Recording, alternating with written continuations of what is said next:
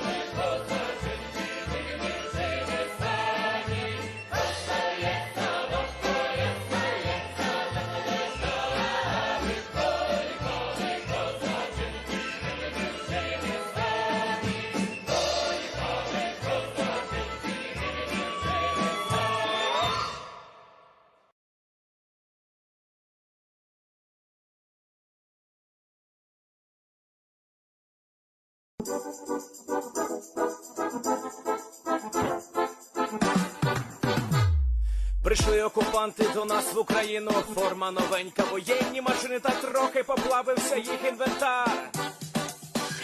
Байрактар, Байрактар. Російські танкісти сховались в кущі, щоб лаптем посьорбати довбані щі, та трохи у чах перегрівся навар. Байрактар, Байрактар. Приперли зі сходу до нас барани для восстановлення великой страны. Найкращий пастух баранячих отар. Байрактар, Байрактар. Їх доводи всяке озброєння різне, потужні ракети, машини залізні. У нас на всі доводи є коментар. Байрактар, Байрактар. Вони захопити хотіли нас зразу, а ми зачаїли на орків образу з російських бандитів. Робить примар. Байрактар, Байрактар. Російська поліція справи заводить, там вбивцю рашистів ніяк не знаходить. Хто винен, що в нашому полі глухар? Байрактар, Байрактар. Веде пропаганду кремлівський урод, слова пропаганди ковтає народ. Тепер нове слово знає цар. Байрактар. Байрактар. Байрактар. Байрактар. Байрактар.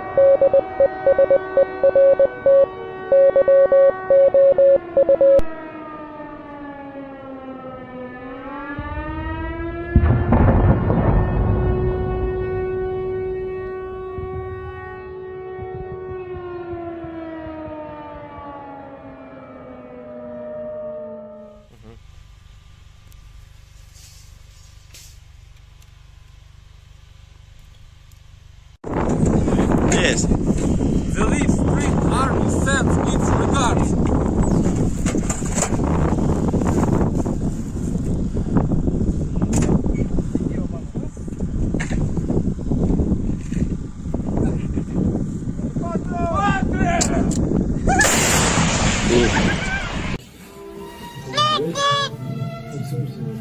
О, бля!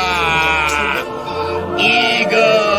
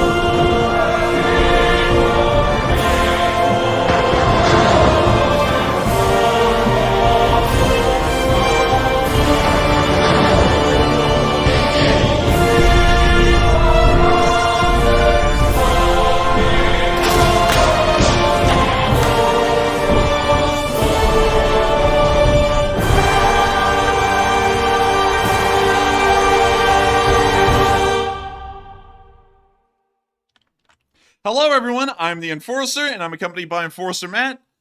And good evening, folks. It's Enforcer Matt, and welcome back to day 412 of the news, and it's good to see you all once again. And of course, we're going to be covering the past 48 hours of the news of the war in Ukraine as my voice gives out on me in the middle of that sentence. I heard it. And we have a couple of things to cover. And of course, one of the first things I'd like to cover tonight, before we even get into the news, is the Sunday night fundraiser once again. Now, let me go and pull up my YouTube page real quick and go over here to the fundraiser, which still is visible. So let me go over here to my channel, then let me go to the lives, then let me go over here and grab that one. Okay, so right now I'm about to flip us over to the YouTube stream from Sunday.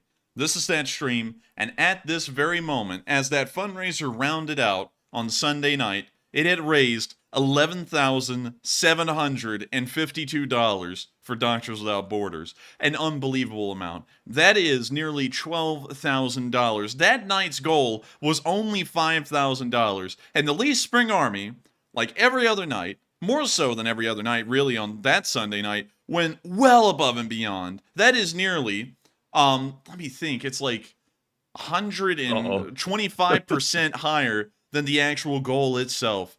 Unbelievable to think. And also, I was saving this for tonight's stream because I wanted to add this together on stream with y'all because I think that may be it. So let me go and grab it, grab the numbers, and let's number crunch here real quick.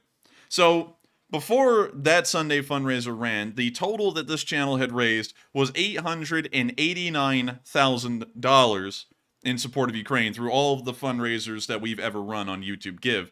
So let's add 889,000. And it's exactly 889,000 to 11,752, and we've done it. The Lee Spring Army has done it. We are now, after that fundraiser, on the final mile to $1 million.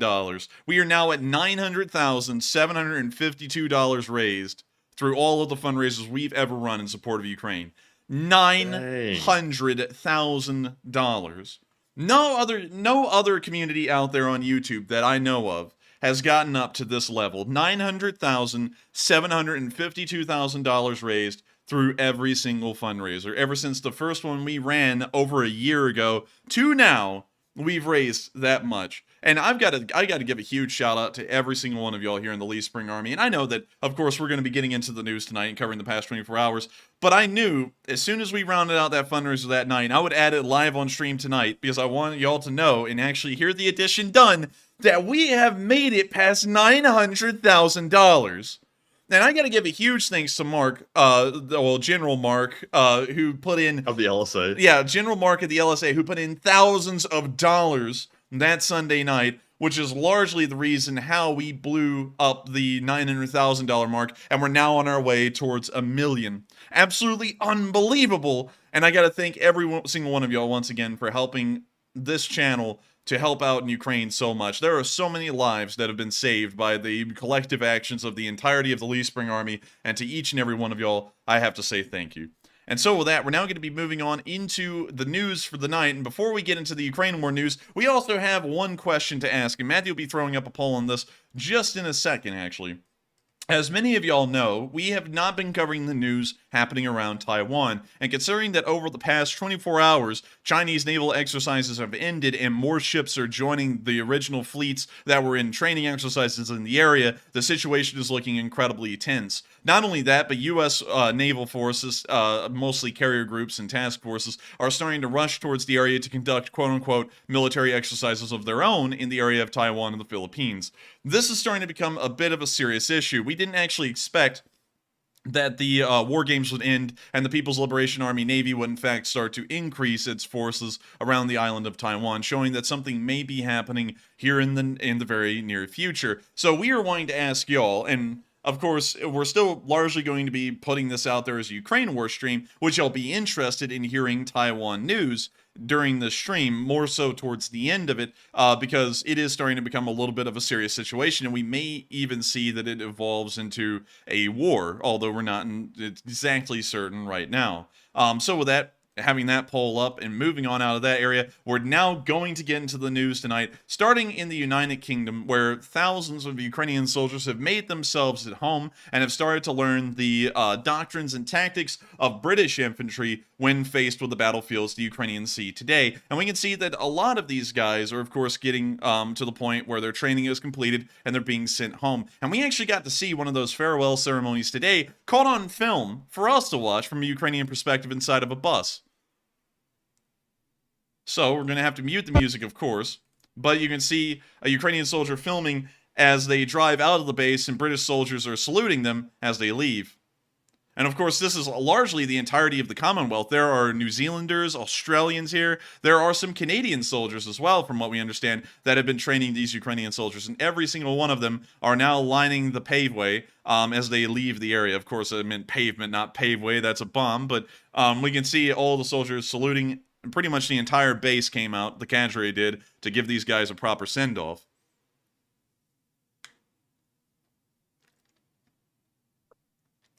And I gotta say, really nice to see. Of course, these soldiers will be returning back to the battlefield, of course, under heavy shelling, under all kinds of terrible things, but hopefully the great training that they've received from British and Commonwealth forces will prepare them for the difficulties that they'll find themselves facing, and hopefully for the counteroffensive that may be happening fairly soon, maybe within the next week or several weeks. With that, we're now going to be moving on. Nice they got to ride the tour bus, too. That's a nicer bus than we went to school on. Yeah, that's way nicer than the one we went to school on. Hell, we didn't even get that kind of treatment. But with that, also I like the little apple down there and the snack that he has, like that you can see. I mean, they even got a little meal, like before you know it, they're gonna have like a little Capri Sun down here too. I mean, like you were getting treated well on this bus compared to how we got treated in that burning hot southern heat, and they didn't even have like air conditioners or anything on the bus. You just had to burn alive in there. But anyways, we're going to be moving on from the British news for the most part, and now we're going to be moving on into Ukraine. We've had no international news today, speaking of which, that expanded outside of Ukraine except for the news from Britain. So we'll be going into Ukraine and then staying in Ukraine for the entirety of the news. And that brings us directly into the location unknowns. And we have quite a good amount of them today. We actually have somewhere around 9 of them, which is one of the highest amounts that we've had to cover in a good while. But getting on into it and getting on into day 411's location unknown news, we saw on the first bit a large BMP-1 column that a Ukrainian soldier was filming, and it appears that they are on transit from one area of the front line to the other. And so here's the clip. Of course, we're going to have to mute it, but you can see one BMP right there, and you can see loads of BMP-1s lining the side of this road. Of course, we don't know exactly where these BMPs are. That would be an OPSEC violation to know their exact location. So we put this into the location unknowns, so that way everyone could see this massive formation of BMPs, but of course, not have the Russians calling in artillery on them if they're still there. Still, a very interesting video to see, and of course, BMP-1s have been the workhorse of both the Ukrainian armed forces and later on in the war, the Russian armed forces, as the Russians started to run out of BMP-2s and BMP-3s, which are better than a BMP-1, but of course the Russians didn't have a lot of them either, so once the Ukrainians destroyed a large majority of them, the Russians are now also using BMP-1s and BTRs. But still, great to see that these things are on the move, and just imagine the kind of firepower that these things are going to be delivering with those 76mm recoilless guns. There are at least 10 of them here. So I would suspect it's going to be like 10 SPG-9s firing at a Russian position if all of these are in the same place. Of course, that's probably not going to happen. Usually they're fairly spaced out from each other so they all don't get blown away. The Ukrainians are smarter than the Russians after all, but still very neat to see. We're now going to be moving on from that little bit of location unknown news and on into our next bit where we saw some Ukrainians cleaning the barrel of an SPG. Cleanliness is next to godliness, as they say, but we can see that these poor guys are having to go through the efforts of cleaning out the barrel. Cleaning weapons is something that when you first get into weapons, wow, that was the worst voice crack ever.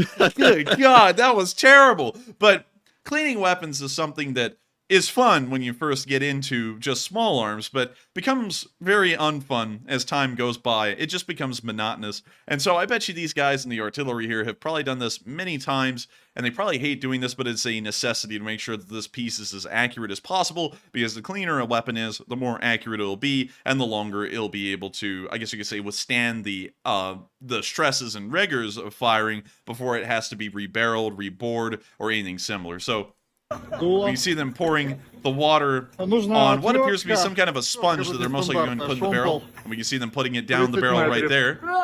The largest cleaning rod I've ever seen. Man,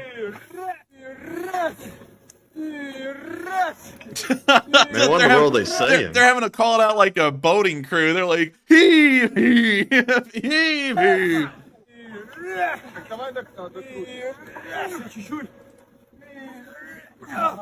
We see that they've gotten it almost all the way down the barrel. They're doing it again. Dude, that sounds like a rough Мы можем job. роту Oh, it's gotta чистильщиков be. БУ организовать свою. К вам прикомандироваться, в принципе, уже как бы навыки есть. That's the end of the clip, but of course, it cannot be overstated how important this kind of routine maintenance is to make sure that Ukrainian forces are able to keep these pieces running, and of course, to make sure that they last a bit longer, because not cleaning these kinds of artillery pieces can make them wear down a little bit quicker, and if all of the artillery pieces are poorly maintained, and they're all wearing down a little quicker, over time, it costs the Ukrainian government a whole lot more to keep artillery pieces running because they have to go and purchase new barrels, or they have to go and, pay to have them reboard. It is a very expensive process, and artillery pieces are not the cheapest thing on the battlefield. So it is very important for crews to clean their pieces like we see right here. And this is the first video we've ever seen of them actually doing that throughout the entirety of the war. And so with that, we're now going to be moving on from that clip and into our last one, where we actually got the Russian losses for day 411. As we can see right here, Russian losses did climb again, and of course we have the usual Bobcat skid steer stuff going Bobcats. on. Yeah, we got it going on over here in the comments section of the Kyiv Independent. Love to see it, or as someone would say, good to see it, good to see it. But anyways, moving on from that, we saw that 670 Russian soldiers were killed over April 10th. Quite a high number. That's getting on back towards the higher end numbers of the war. Still not as high as the months of January and February. Those are the highest we ever saw it on a continuous basis, but it is getting on up there towards the higher numbers over the average of the war, so very good to see. We also saw that 4 armored personnel carriers were lost, a somewhat lower number. 5 supply trucks were also destroyed. Not that high of a number. Going off of our original early war estimates, that would be a smaller part of a convoy, considering a convoy for an entire battalion tactical group would most likely consist of around 30 supply trucks. That means that quite a small amount of one convoy for one battalion tactical group that is pretty much expending all of their resources in a single day. Not a lot of that was destroyed, but still it is good to see that some of it is not making it to the front line. We also saw that only 1 tank was destroyed. This is below average, and we've seen that tank losses for the Russians have started to dwindle, according to the Ukrainians, and that is very interesting on our end, because you sit there and look at that and you think, well, where in the world are the Russian tanks going? They've been pumping them into the war non-stop. They've been losing them almost in the dozens for most of the war. Now we've seen that over the past 2 weeks, the tank losses have gone down to nearly nothing. And so they must be keeping the tanks in reserve. That's really the only thing I can think of at this point as to why they're not losing as many tanks as normal, because obviously, Russian tactics and doctrine has not improved on the battlefield. That has not happened, because over a year and a month, it never happened. We never saw anything coming close to developing doctrine.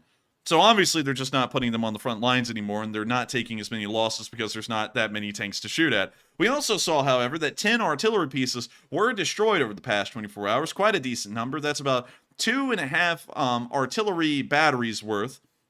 Of course, we don't know if they're SPGs, mortars, but we do know that that is a fairly decent number of artillery pieces to be lost, and certainly adding to the number of 2,750 total artillery pieces lost. We also saw that 11 drones were also shot down over the past 24 hours. Quite a good number.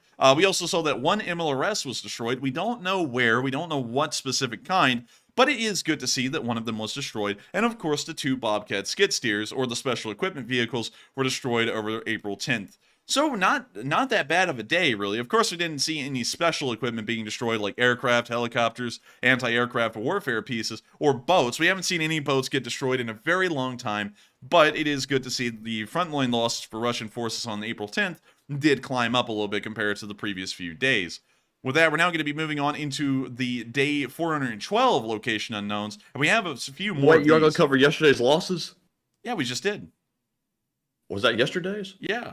I thought we lost 5 on Monday. 5 Bobcats, I thought. No, that was April 10th right there, and they only lost 2. What? Yeah.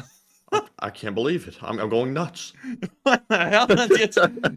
Matthew sat there, and the spirit overtook him. He just heard in the back of his head somewhere, "Call him out, call him out," and he was like, "I gotta call him out. I gotta do it." And he's like, "Wait a minute, what about yesterday's? That was yesterday's." So with that, we're now going to be moving on into today's news, and starting up here at the first clip, where we saw destroyed vehicles everywhere.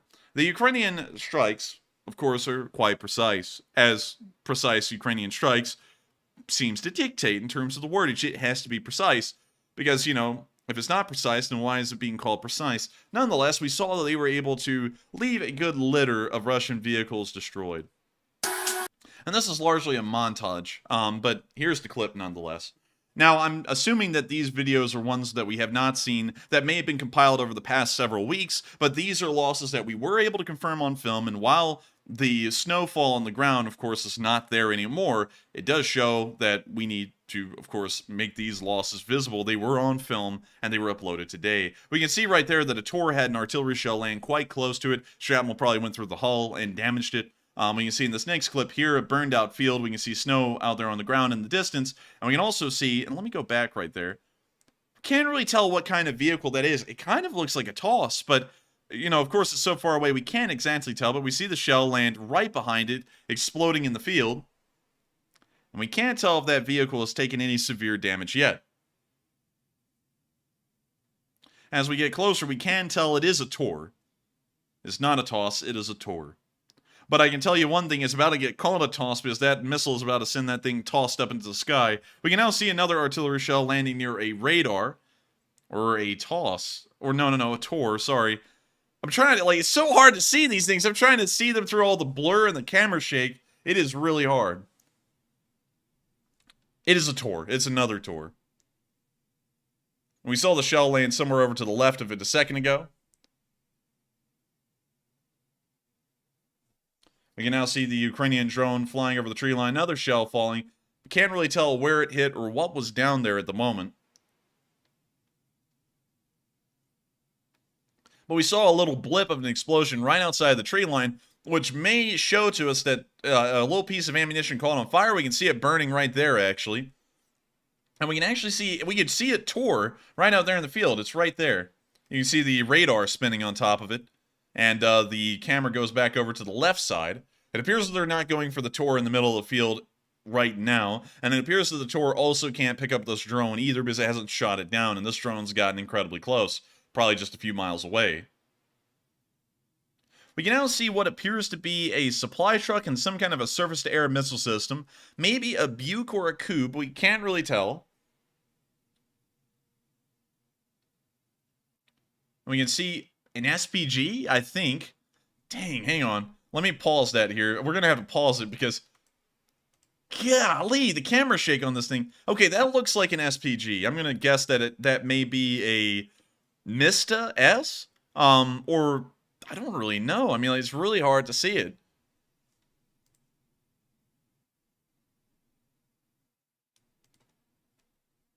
We can now see the drone once again flying over the field. We can see a vehicle hidden inside the tree line. And we see an artillery shell hit right on top of that one. That one most likely was damaged or taken out in that explosion. But we'll wait to see if it catches on fire and begins to burn.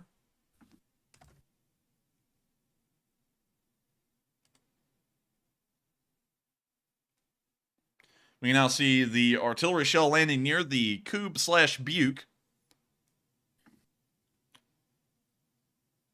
And speaking of Buke, these losses are enough to make Russian commanders puke. But anyways, we can see the drone continuing to fly around. We can see something that looks kind of like a Russian supply yard or a very sparsely populated motor pool. And also we just saw someone commit we saw someone commit assault with a shovel here. I don't know what this was part of the video for, but we can now see the artillery shells landing on the motor pool. Who were those people? I have no idea. They just kind of popped up and then disappeared. I don't even know if they're relevant to the video, but we can now see them hitting the Russian motor pool. And it appears that Russian doctrine has evolved a little bit, at least in terms of how motor pools are laid out. Because back in the war, they used to line up these vehicles just in rows. But nowadays, we see that they're really spacing them out. There's several dozens of yards of space in between each vehicle, and we can see that now that requires the Ukrainians to expend more ammunition to destroy more vehicles in these motor pools.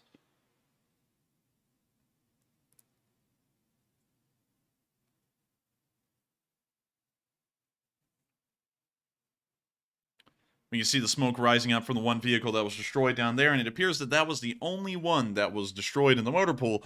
But still, it is good to see that the Ukrainians are still conducting those precise strikes on Russian vehicles and destroying them before they can ever get to the front line. Now, those losses are not being added to the casualty report. Most of those were taken either days or weeks ago and already have been added. It's just that now we're able to go back with that video and confirm that Tor surface-to-air missile defense systems were being destroyed, and so we can assume that the Russians have lost, just in that video alone, at least $45 million worth of Tor surface-to-air missile defense systems, just in the 3 of them we saw getting destroyed on film. Moving on into our next clip, we also saw a large group of Ukrainian soldiers on the move on foot. We don't know where they are, of course, and we don't know why they're moving on foot, but it was cool to see. And of course, we got to mute it, but you can see them on the move right there.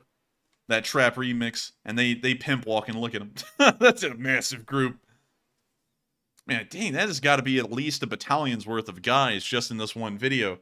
Quite impressive. Of course, I can't overstate how impressive that is to see just a bulk of troops like this on film. Don't really know what they're doing. Don't know why they're in that large of a group. Hopefully they're not near the front lines doing that because, you know, if artillery starts landing on them, that's going to be trouble. But still, very nice to see, and hopefully they will be safe doing this. With that, we're moving on from this little clip and on into the next one, where we also saw a sapper detonating 2 anti-tank mines at the same time.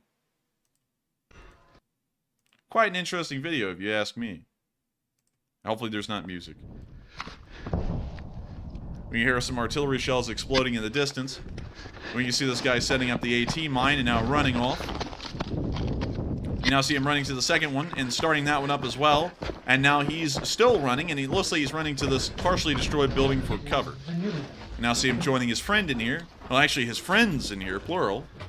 And now he's just chilling. He's waiting for the mines to go off. Да нет. Да нет? Не должно. Там, короче, 2 ряда мины лежали. В песке белом там. И она в калюже.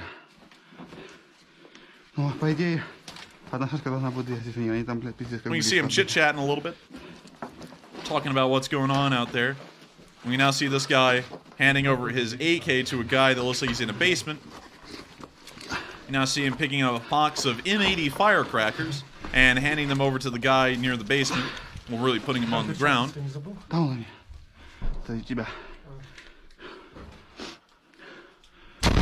And now we can hear the mines exploding outside. Dang.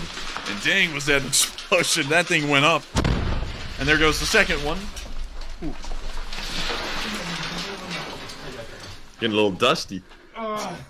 You know something I was just thinking, Matthew, is that if there were any Russians nearby, they would have probably heard that little fuse burning on. They're hearing that inside the tube, and they would have walked up and go, "Hey, God, look, it's a new anti-tank."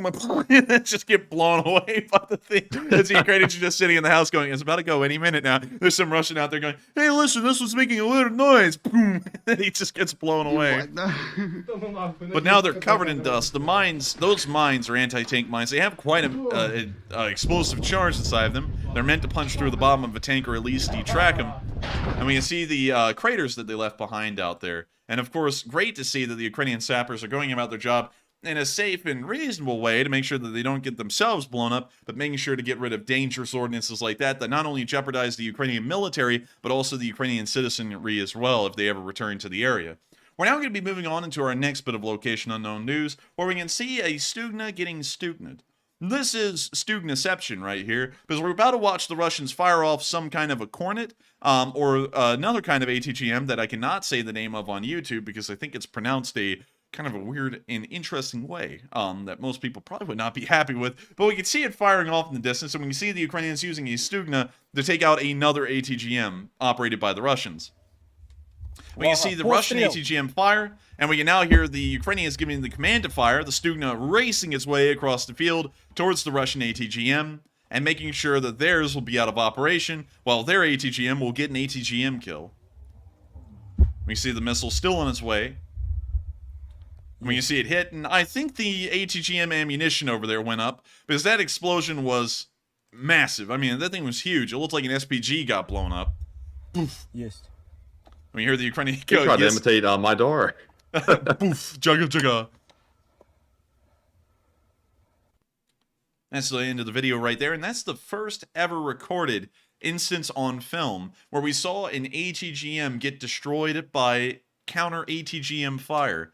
I've never seen this before. This is actually the first time ever, and really cool to see. I never thought that we'd see a Stugna used like that. We have seen Stugnas used against infantry, but we've never seen them get used against another ATGM. Pretty impressive, really. And so with that, we're now going to be moving on from that little bit of news and on into our second to last location unknown news, where we saw a pack of Mastiffs in Ukraine. Not the dogs, though, just the vehicles. Oh, that's copyrighted. That's very copyrighted. So copyrighted. We see the Ukrainian looking out at the Ukrainian soldiers hanging out, and we can see all of the Mastiffs here on the road as the copyright Grim Reaper just popped up right in front of me in my room, and I freaked out, had to mute the music, but we can see the Mastiffs. Pretty cool vehicles. And of course, British donated. Mastiffs were used heavily in the lower regions like Kandahar in Afghanistan, and also in Iraq during the later years that the British and the United States were there. And they got a pretty decent reputation for crew survivability over there. But of course, over in Iraq and Afghanistan, the war was a little different in Iraq and Afghanistan because these MRAPs are incredibly well protected. Almost all of them are built by every single country, but they're really only protective against conventional munitions like anti-tank mines, ATGMs, stuff like that. Over in Iraq and Afghanistan, these MRAPs started to get a bad reputation themselves because once the armor improved and the US went from Humvees to a multitude, a variety of MRAPs, the Taliban, or the Mujahideen more so, and also Iraqi insurgents just started to up the explosive yield and also started to use copper in some of their IEDs. Molten copper can actually go through just about anything.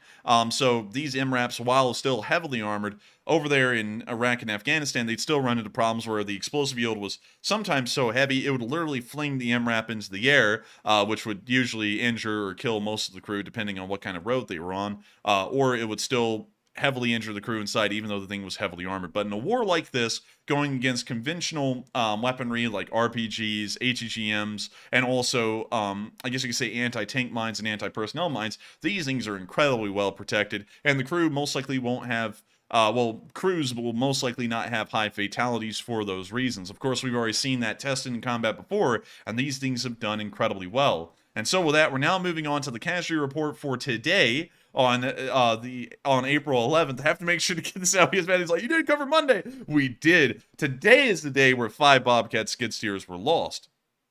Hey, so I wasn't so crazy. I'm only halfway crazy. And look at that. People were making custom ones today for 5 Bobcat skid steers being destroyed. Quite nice. I Show like more it. tweets. More tweets. Someone's going to be giddy. Yes, sir. Oh, man. Dude, everyone was going to town on this one. Nice to see. Good to see it. We love to see it. Love to see it. And of course, Call them out. Call them out. 5 Bobcats gone down. call them out. We're cutting back streams. Call them out. But anyways, we can see that 500 Russian soldiers were wiped out over the past 24 hours. And I've got to say, quite a nice number. Of course, this is more so towards the war average over the entirety of the war. It is not in the last month or the last 2 months average, but it is still not bad at all. And we can see that the Russians, in an attempt to try and curb their infantry losses today, took on a pretty decent number of vehicular losses. They lost 10 armored personnel carriers over the past 24 hours. 13 supply trucks, which is about half of the size of a convoy needed to supply an entire battalion tactical group from empty. That is quite a decent number of supply trucks lost in a single day. We also saw that 7 main battle tanks of the Russian armed forces were lost over 24 hours, much higher than what we've been seeing over the past few weeks, showing that they did pull out their armor in a rare instance today to try and curb the infantry losses, and it appears to have cost them dearly in tanks that they can no longer replace from what we can tell. They also lost 15 artillery pieces. That is enough for 3 entire artillery batteries to be wiped out, and almost an entire additional 4th one, with only 1 artillery piece surviving out of a 4 artillery piece battery. Quite a decent number of losses. Of course, another 9 drones were shot down today to add to the 11 from yesterday. An MLRS was also destroyed, and 1 helicopter was shot down. We rarely ever see helicopters and aircraft being shot down, especially at this point in the war, so that is certainly one hell of a loss. And from what we understand, it was an Mi-24 that was shot down, I believe, in the area between Bakhmut and Marinka, but we were not able to confirm that because I only saw someone say that, but we never saw any video evidence or footage to really back up that claim. So we're not really sure what kind of helicopter it was, but it appears that some people have been saying it was actually an Mi-24D. And also we saw that the 5 Bobcat skid steers or the 5 special equipment vehicles were destroyed over the past 24 hours. A great day in terms of losses. The infantry is more so average than the rest, but the rest of it is actually pretty well on up there. And with these kinds of losses, we can, of course, suspect that the Russians will start to run into even further supply and, I guess you could say, equipment issues, as they'll have to start pulling out even older stockpiles of weapons, older AKs, older APCs, older tanks, older supply trucks, trying to produce new supply trucks, with some factories that produce the engines for the Euro 4320s burning to the ground, of course, affecting that supply chain. And so we can see that the Russians once again are starting to run into even further problems. And we have to remember that the Russians have already been limited due to these massive losses to conducting very small but very concentrated offensives like the one we're seeing right now in Bakhmut. And we see them conducting a second battle in Avdiivka, although that battle seems to be, at least as far as we can tell, a little bit more on the back burner than the one in Bakhmut is. The Bakhmut battle is where most of the supplies are being diverted. They're getting most of the ammunition for the artillery, most of the ammunition for the tanks, they're getting most of the armor support. In Avdiivka, it seems more so that infantry is being used with light tank support and light artillery support. But once again, we can see that the Russians have scaled back everything as the war has kept on going, and we have a pretty good, I guess you could say, a pretty good assumption that once they exhaust their forces in Bakhmut or take the city, one or the other, they're probably not going to be able to conduct any large offensives from this point forward. It would take them a very long time to be able to rebuild their forces to a point where they could at least conduct another small offensive like the one in Bakhmut. And of course, when I say small, it's been the longest and bloodiest and largest battle in the history of the Ukraine war. But remember that at the very opening months of the war, there were several major battles going on just within the first 2 months. There was the Battle of Kiev, there was the Battle of Kharkiv, there was the Battle of, let me make sure I get the name right, Chernihiv, there was the Battle of Mariupol, there was the Battle of, let's see, Kherson, Battle of Mykolaiv, Battle of, I believe, more like southern Kryvyi Rih, but, you know, that's really just called the Kherson front. There were major battles all the way along the southern front in Tokmak. There was the major battles of Lysychansk and Severodonetsk, major battles near Izium. You know, the list goes on, and all of that was happening at the exact same time, and they went from conducting all of these major battles at the exact same time and somewhat supplying those forces to now some of the front lines are not supplied hardly at all, and they're diverting all of their supplies and efforts to just one small area that is several miles wide and putting effort into that for months on end to finally see that they may take Bakhmut, but that's even still in question right now as the Ukrainians are rushing reinforcements into the city as we speak, and we will be covering that here in a minute. And so with that, it is now time for us to move on from the location unknowns and on into the northeastern news. Northeastern news, of course, has been a little bit more quiet than the rest of the front lines. Of course, the Donetsk and Bakhmut areas are the most, I guess you could say, loud and active parts of the front lines in terms of video evidence and frontline movements, although those frontline movements are still incredibly minuscule. But before we get into any of this, we have to address the polls. Matthew's been running some very good polls, and a poll that actually may dictate the future of the news we cover on this channel. So make sure to stick around for that, because we'll be hearing what all of y'all want to do about Taiwan. And so with that, what do we got, Matthew? All right, folks, and we have 4 polls to address during our first question segment. And the very first one says, in addition to our Ukraine coverage, should we cover Taiwan since the conflict is heating up? 56% said yes, add Taiwan coverage. 10% said no, stick to Ukraine only. And 34% said, add Taiwan only if it heats up. And I would have to agree with the 56%. I've personally been advocating in the background to add the Taiwan coverage. Obviously, don't replace the Ukraine coverage, because everybody here is very interested in what's happening in Ukraine, and it's a very important conflict to cover. But Taiwan could erupt into a much larger scale conflict than Ukraine has the possibility of ever becoming. So it's very important to keep an eye on that one. But Enforcer, what say you? I would have to largely agree as well with the 34% for the most part, because I think that we should include Taiwan coverage. Considering that the large majority of everyone, though, really wanted the Taiwan coverage, we may start throwing in little bits and pieces. Of course, it's not going to be a large part of the stream, and it most likely will be covered more towards the end of it. But it does seem to be heating up right now. Over the past few days, I said it's more likely for diplomatic leverage, but considering that the military exercises have ended and the People's Liberation Army Navy has not left the area, and there are now more ships and forces joining them, it does appear to be fairly questionable. They may be attempting to conduct a blockade and maybe begin an air war campaign here in the future, which will, of course, be the beginning of war. We also hear that the United States is moving forces into the area under the guise of military exercise, but the truth of the matter is that that is almost always a non-hostile way of saying we're moving people in that area, in most likely not to ruffle feathers. But it does appear that this is getting to the point where it's a more serious situation, so we're probably going to start covering this news a little bit near towards the end of our stream, at least small parts of it. Because, of course, while we support Ukraine, Taiwan has very large implications. The United States may get directly involved in this war if it begins to occur, and that would be a major war in between the two largest nations in the world in terms of economic and military power, and so, of course, it would be very imperative to cover that news while it's building up or when it actually happens. So we may start to do that here, starting within the next few days or even by tomorrow. So with that, I hope we addressed that poll fairly well, and we are now on to the next one. All right, and the second poll we have says, despite China's 3-day Taiwan drills ending, China continues to encircle the island. And what are your thoughts?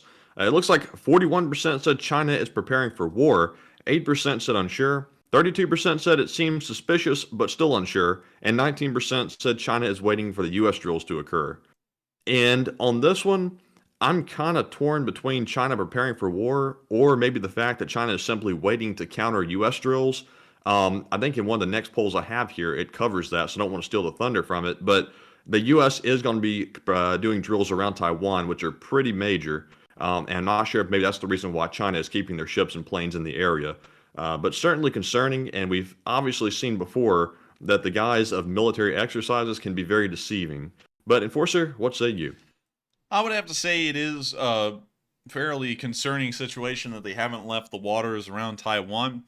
Usually when these military exercises occur, they happen, and then a decent amount of the forces either stand down and go back to their normal, I guess you could say, duty assignments, or they, leave the area. Like, for example, with navies, you usually don't stick around. You usually go back to home port, and then probably allow the crews a small amount of shore leave and allow time for debriefings on what happened and what was good, what needed improvement. That usually would happen, and we're not seeing that here right now. It appears that the Chinese Navy, and of course, for simplicity's sake, because I know that a lot of people do not know the difference between the Republic of China and the People's Republic of China, although I feel like people need to start getting educated on what that means. We'll be calling Taiwan, Taiwan, or the Republic of China, we'll call it Taiwan, and we'll call the People's Republic of China, China. But considering that the Chinese Navy has not left the waters around Taiwan, and they're actually adding on forces to those fleets, that is somewhat concerning. It is good to know, however, that the United States will supposedly also be conducting naval exercises around the island of Taiwan, but that is a very interesting scenario right there. Actually sketchy, I would agree with you, because if the Chinese Navy continues to remain around the island of Taiwan and we declare that we are also conducting military exercises there, the U.S. and Chinese forces, at least naval forces, could come within dozens of miles of each other. And, that sounds fairly distant in, realistic terms. I mean, like, hell, dozens of miles, that might take an hour to drive. I mean, like, hell, if you're me and driving to college, that takes an hour to just drive 12 miles. But in terms of naval warfare, especially modern naval warfare, dozens of miles is practically point-blank range for a lot of the weapons on board most ships. Well, at least the missiles. The conventional guns, they can only reach so far, but those are for other purposes. Still, it is a very concerning situation that U.S. forces are also going to be moving into the area and standing up the Chinese, I guess you could say. I do think that's a good stance, however. I would say that. because I would not like to see the Chinese to bully the Taiwanese and then the U.S. do nothing. I think it is a good thing to make a strong stance against the Chinese and show them that the United States Navy may get involved in the conflict if it was to arise. And of course, with several carrier groups in the area, of course, we don't know how many carrier groups are over there right now. Sometimes that's kept confidential or classified wherever carrier task group force is or wherever the submarines are.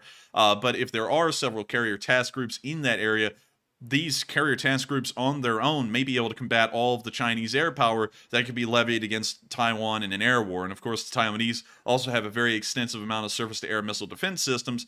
And one thing's for certain, if the Chinese start a war with Taiwan, a ground invasion will not be happening immediately. They're most likely going to have to try and wear down Taiwanese forces through through an air campaign. They'll most likely try and bombard the Taiwanese island with their missile ship batteries and also aircraft as well. So we'll probably have, maybe much like the Gulf War, perhaps a month or two of just an air war that happens over Taiwan. And then if that air war succeeds, it'll go into a naval invasion. And if it doesn't succeed, we'll probably see the war drag out as a prolonged naval conflict somewhere around Taiwan and maybe even the South China Sea. Maybe even going as far up as the Yellow Sea and East China Sea as well, because the Japanese Navy would most likely get involved at that point as well. Maybe even the South Korean Navy. And that's one thing that the Japanese, just to talk about a little bit more in depth, the Japanese have been working in that direction. They've actually revoked a amendment that was a part of their constitution that forbid them from, I guess you could say, building their military for, I guess you could say, offensive reasons. They actually revoked that article, that amendment several years ago, and have been in the process of modernizing and building up their navy to where it can actually combat the Chinese in open conflict. So, that's fairly interesting to note. Of course, the United States won't be alone over here. The Japanese will probably get involved as well. And one thing I would say is that in a conflict like this, where the Chinese and the United States national sovereignty really isn't at risk, I would probably assume that this could actually turn into a full-on conventional war, at least a naval war, and we wouldn't see a nuclear war occur. The Chinese are also a nuclear power, much like the United States, but we probably wouldn't see either side use nuclear weapons, as the battles would most likely be relegated to the island of Taiwan and the seas surrounding it. But with that, I hope that addresses that poll fairly well, and with that, we are on to the next one. All right, and the next poll says Taiwan's foreign minister, Joseph Wu, says that China is in the beginning stages of war, and he warns of World War III. And what are your thoughts?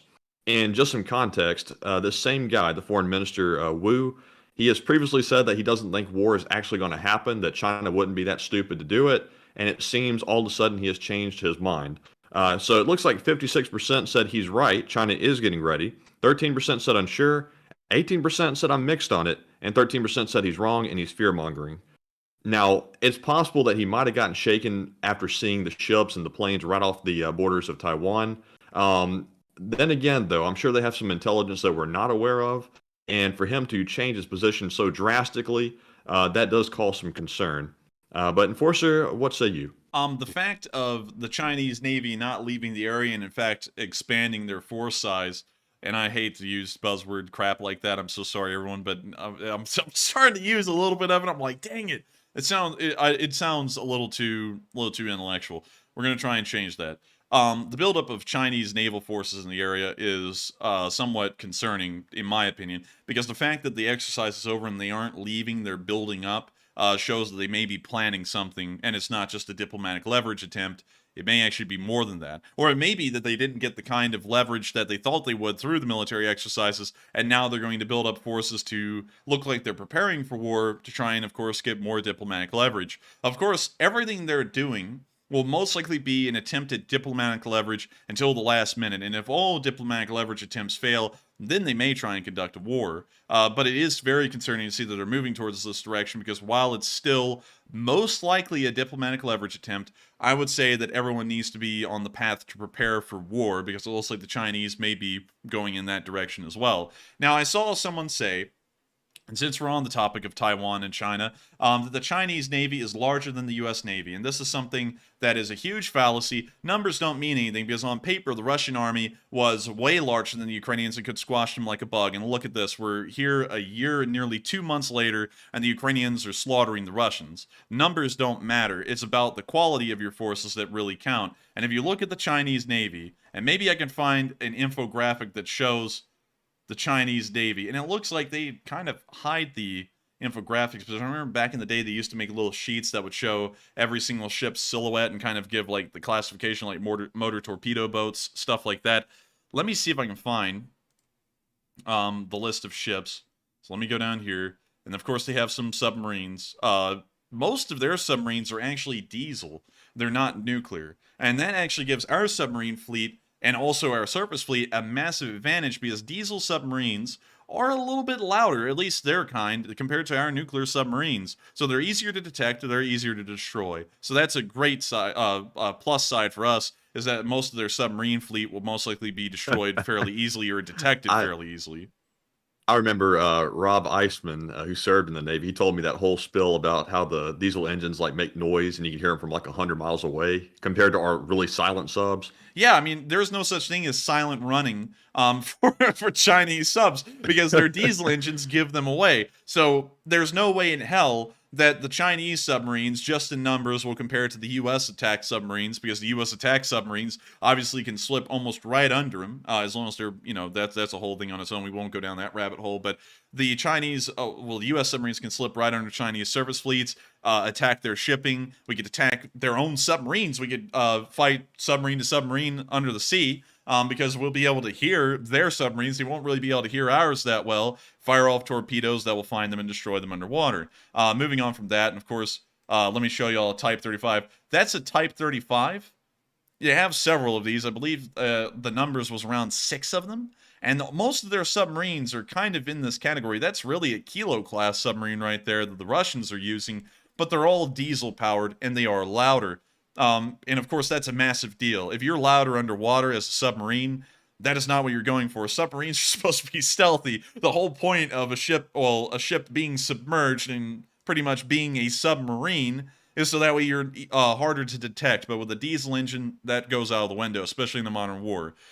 Moving on out of that and on down into the principal surface combatants, of course, they only have the one operational aircraft carrier, the Type 01. The Type 02, from what we understand, is around, but it isn't. It says it's active here, but from what I understand, it isn't active. It's currently under refit right now, so if a war did begin, they would only have one aircraft carrier that's available. And of course, these Kuznetsov-class carriers and let me make sure right here, like this Type 2, these things can only carry a limited number of aircraft. Only 32 Shenyang J-15s, which are Chinese-made Su-27s. Massive disadvantage compared to the U.S. Navy that's using F-18s and F-35s right now. These things are either a little bit below par compared to an F-18 or way under par compared to an F-35 that has no external pylons because of stealth, and that gives it a massive advantage. They also can only carry 8 Z-18s, which is, I guess you could say, the Chinese equivalent of a Sea King, and then some Z-9s, which are, I guess, the Chinese equivalent of literally the Chinese variant of a Eurocopter. So not really a lot of aircraft these things can carry. The Chinese, of course, if we're just talking about sheer numbers, because everyone always loves to say the Chinese outnumber us, the Chinese would need 3 of these aircraft carriers to outdo a single U.S. supercarrier. A single Nimitz-class carrier carries 71 aircraft. With 2 Chinese carriers, 2 Kuznetsov-class carriers, they would finally be able to just be about 10 short of a single Nimitz-class aircraft carrier in terms of aircraft that it's able to, scramble and send out at a single time. You would need 3 of them to outdo a single Nimitz-class carrier, giving you an idea of how the forces compare to each other. And then moving on from that, of course, getting into their destroyers, they have a small amount of Type 55s. They have something like 6 of them. These things are kind of comparable to an Arleigh Burke, a little bit. And of course, we have, I think, dozens of Arleigh Burkes. So, not really comparable on that level. They have some Type 52Ds, kind of similar to the Type 55. From what I understand, it's a less... Say what? You said Ds. Bs? Ds? Whatever. Anyways, it's a less gunned down version of the Type 55 for the large part. And then, the rest of the list goes on. And then they just have a couple of each class, like a Type 51C. And now we're getting down into the level of ships that it's like, what the hell would these things really do? Of course, they have some close-in weapon systems on them, which would help them to protect themselves from some anti-ship missiles. But a barrage of anti-ship missiles, it wouldn't be able to protect itself against. It may be able to stop maybe 2 of them, maybe 3 of them. The 4th one, the 5th one, they would get through and hit the ship and sink it. One hit to a modern ship will take the thing out. And once you start getting past these surface ships, which they only have a small amount of, we're about to be entering the sad area of frigates, like this Type 54. And if we go down here and we look at their armament, they only have, and let me make sure I'm correct on this, they have some decoy rocket launchers. They also have some anti-submarine rocket launchers, and it only has 2 close-in weapon systems. Only 2, and most likely 1 mounted on each side of the ship, starboard and port. So, once again, not that great in terms of air defense. And then you get down into the sad levels, of course, of the motor torpedo boats, corvettes, and things like that, that practically have no defense whatsoever against aircraft. So, it's a big Navy on numbers. It is a huge Navy on numbers. It does outdo ours, but when you really get down into the quality and the quantity of these things, it doesn't matter if they outdo us on those numbers, because it's just really not there. I mean, like, the numbers are there, yes. The actual ability to carry out a conventional war on the seas against the United States, most likely not there. I mean, the aircraft would overpower them alone. But anyways, with that, I hope we addressed that fairly well, and we are on to the next poll. All right, and we have one more, and the last one we have says, the U.S. and the Philippines have begun the largest ever military drills around Taiwan, and what are your thoughts? Like we mentioned earlier, and it looks like 73% said that's good. We need to send a message to Beijing. 7% said maybe diplomacy is better. 7% said unsure, and 12% said not good. That will agitate China. Now, I have no doubt in my mind whatsoever that it'll agitate China. That's no question about that.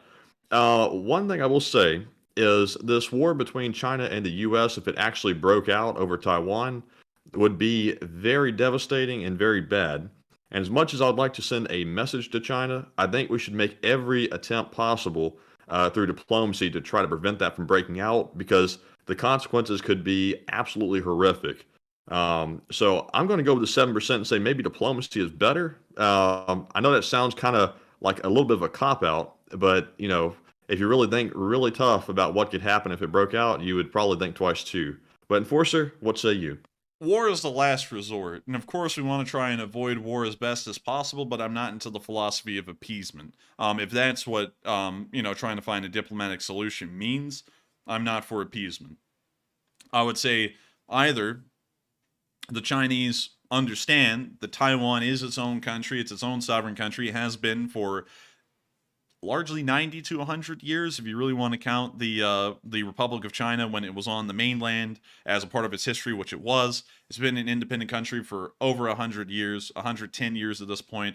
There's no reason why we would sit there and just hand over Taiwan. And the strategic importance of the TSMC semiconductor factories to the Chinese, where the Chinese practically have a monopoly on who gets advanced computer parts and who does not. That is not a smart idea. So I would be into diplomacy as long as it doesn't mean that we appease them and pretty much hand over Taiwan to them. I would not be for that. If that's the case, then I would say we got to prepare for war. And of course, right now, it's very important that while the Chinese are posturing, most likely for negotiating reasons, we also need to posture as well, because I'm sure that the Chinese would most likely start to flinch or even blink once the U.S. Navy starts to arrive in force and conduct their own military exercises around Taiwan, or it may finally force the diplomatic play that everyone's been looking for, where it does go to the negotiating table and the Chinese back off again. That may be the end result. So with that, and also I just want to clarify that I did not say at all that we should ever give up defending Taiwan. We should defend Taiwan to the very end, but I'm not so sure if sending the largest ever military drills to the area while the Chinese military is still there is the best idea. It seems like something could easily go wrong with that. Maybe, but it would also be a real sign of weakness that we have pretty much dedicated ourselves to the defense of Taiwan, and once the Chinese Navy shows up, we're nowhere to be found. I mean, maybe, but we got to realize too, that's like right next to China's coastline. So imagine if, Russia went down to Cuba and started doing something like that, we would be freaked out. We would be. But at the same time, yeah, we can't really cower away because we've been close to China the entire time. I mean, like, hell, the DMZ in the Korean Peninsula is just a couple of dozen miles away from the Chinese mainland. You know, if we had this kind of philosophy, we would have backed out of East Asia altogether a long time ago, and we would never have been there. We would have let Japan fall to the Soviet Union. We would have let the Korean Peninsula been united under North Korea. We wouldn't have ever supported Taiwan. You know, there's like, we have to stand for something. We can't be scared of the Chinese. The Chinese are below us militarily. They're below us in terms of military spending. While they look like they have high numbers, as we all know, high numbers don't mean everything. We've seen that with Russia. And I would say that we definitely don't need to back away and show weakness in the face of what the Chinese are doing to Taiwan, because Taiwan is, of course, strategically important to us for what they produce in semiconductors and other modern and advanced technologies. And not only that, it helps us to stop the Chinese Belt and Road project, also known as the Silk Road, that will try and gain a strong core of power over Southeastern Asia through the South China Sea, and also East Africa, the Middle East, Central Asia, and even the Indian subcontinent through the Indian Ocean. That is a great way to counter that right at its source, and if we allow the Chinese to bully us and also bully the Taiwanese and possibly bring them under their control, that will seriously handicap U.S. efforts in the area for decades to come, maybe even forever. I mean, I respect that. I respect that. It's just, you know, my initial reaction to everything is send for send to go and, you know, send a message or teach them a lesson. But on this one, with the consequences being so dire, they need to like double think every single action that we take and make sure it's not going to lead to something that we don't want. But no, I do understand why they're sending it, and you know, honestly, without getting into politics, I doubt we'll do anything too crazy. But they need to definitely be careful. Well, I doubt we do anything too crazy, but I have to say, I think honestly, right now, the response we're doing is well measured, especially compared to what the Chinese are doing. And it's making sure that something like the Ukraine war, where we have to sit there and support them from afar, doesn't happen again. And on top of that, with Taiwan, the reality of actually supporting them once a war begins would be next to impossible. Because if the Chinese Navy begins a war with them, they're most likely going to declare a exclusionary zone around the island of Taiwan where no commercial shipping can enter unless if they want to be torpedoed. So there would be no way for us to say, oh, you know, let's load up some support and send it to Taiwan, because it'd have to be transported by ship or through the air, and either those aircraft would be shot down before they ever made it to Taiwan, or the ships would be sunk once they entered the exclusionary area. So, you know, with Taiwan, it's a whole different situation. We can't support them and sit back and let the war happen. We've got to be up there and make sure that the war stops. Otherwise, it starts, and the Taiwanese are pretty much on their own unless we get directly involved anyways. True, true. We'll have to see. But with that, I hope we adjust that poll fairly well, and we are on to the next one. All right, and that was our last poll, so we're moving on to our Super Chat questions. And up first, we have a very generous $55 Super Chat from BC Skyman. And he says, a live chat question, please. An awesome job, my good friends, and Slav Ukraine. And thank you so much for the support, BC Skyman, and thank you for enjoying this channel and helping us to keep this thing running. Of course, we thank everyone who supports this channel because, of course, y'all appreciate it enough that y'all are helping us to keep this thing running. And thank you so much once again for enjoying this channel, finding it worth running, and also sponsoring a live chat, because that was a really nice trend that was started a long time ago. I believe it was either by you, BC Skyman, or Tangen Brigiri. It was either you or him. I forgot who. I don't think anyone exactly remembers who started that trend, but we will make sure to get a live chat. And so with that, what do we got, Matthew? All right, and our live chat question goes to Bunton Kennelsworth, who says, would HIMARS be effective versus landing craft? Wait a minute, reread that again? Would HIMARS be effective versus landing craft? HIMARS could probably be effective versus landing craft, but I would have to put a large maybe on that, because usually their missiles are kind of like pre-programmed into their coordinates. And of course, you know, not considering the speed and how long their flight time would be, it would be very hard to pinpoint destroy a landing craft, considering it's a moving target.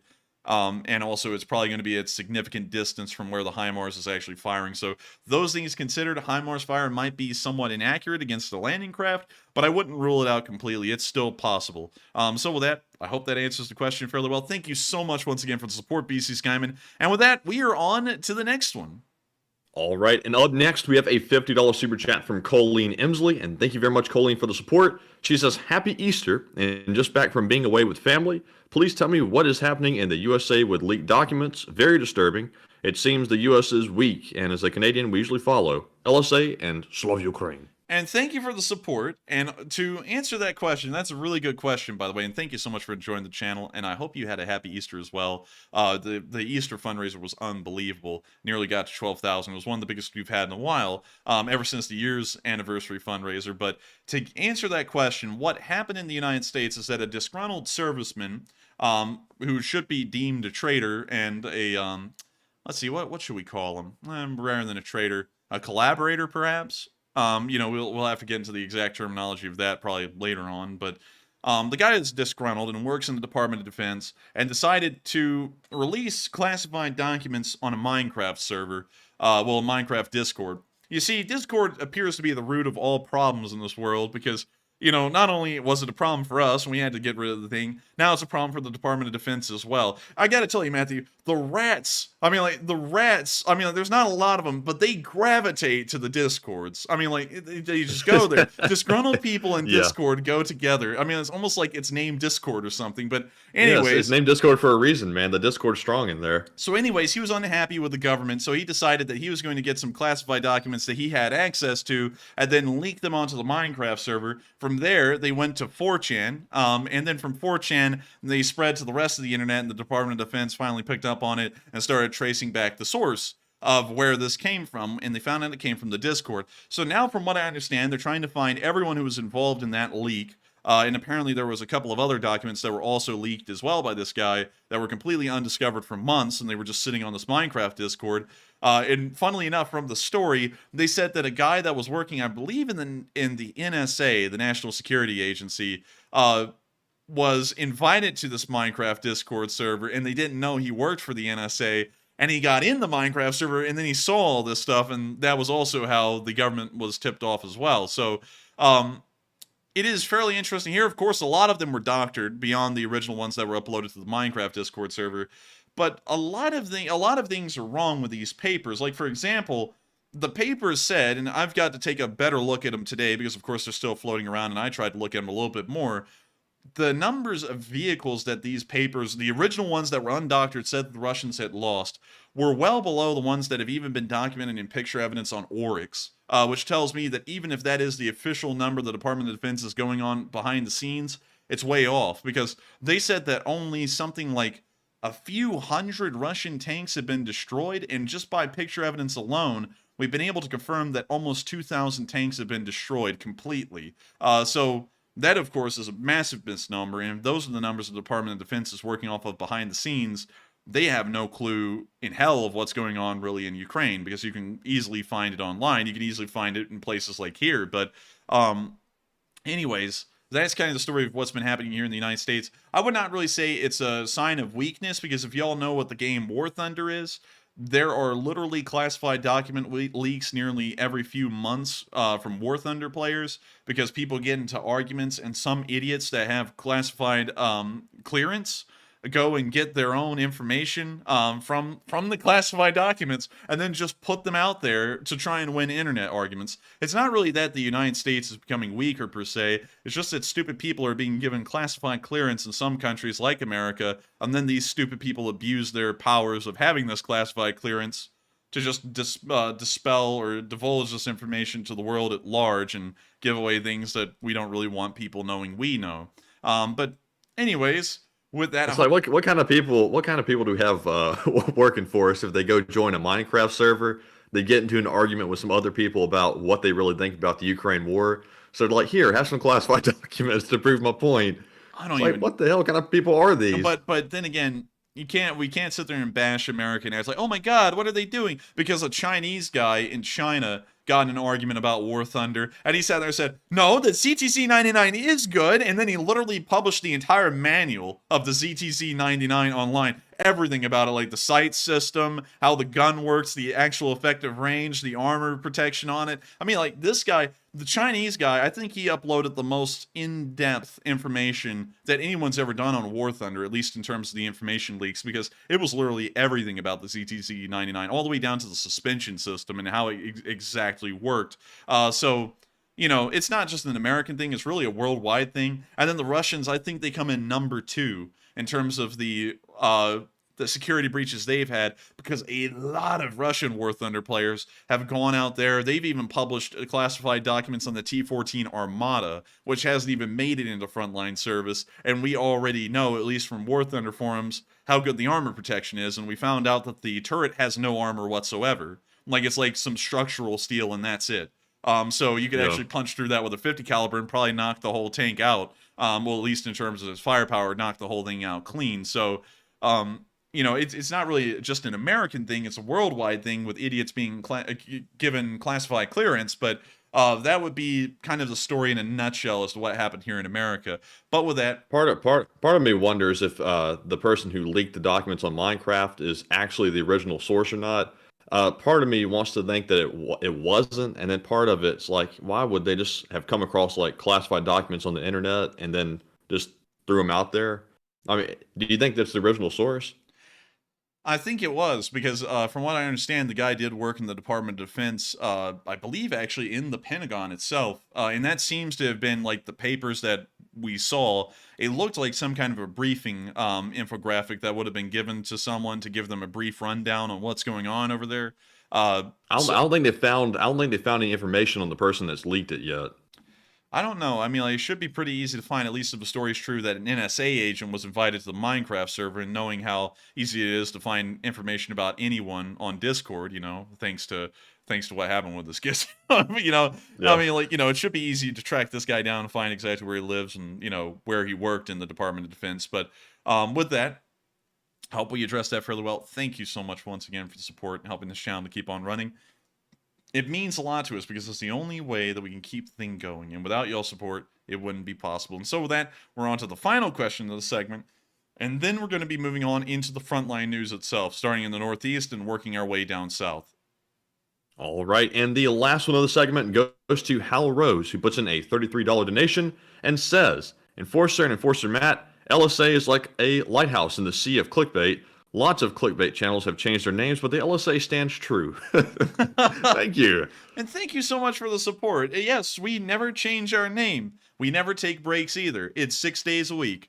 Never has changed. Well, actually, it was 7 days a week at one point, but, you know, I could only work that North Korean kind of labor schedule for about a month and a half, and then it went to 6 days a week, and it's been like that ever since. We've never stopped. We've never stopped covering the news. We've never stopped supporting Ukraine. We've never stopped anything. We're still going strong. And I got to thank you so much for appreciating that and supporting us and helping us to keep doing that.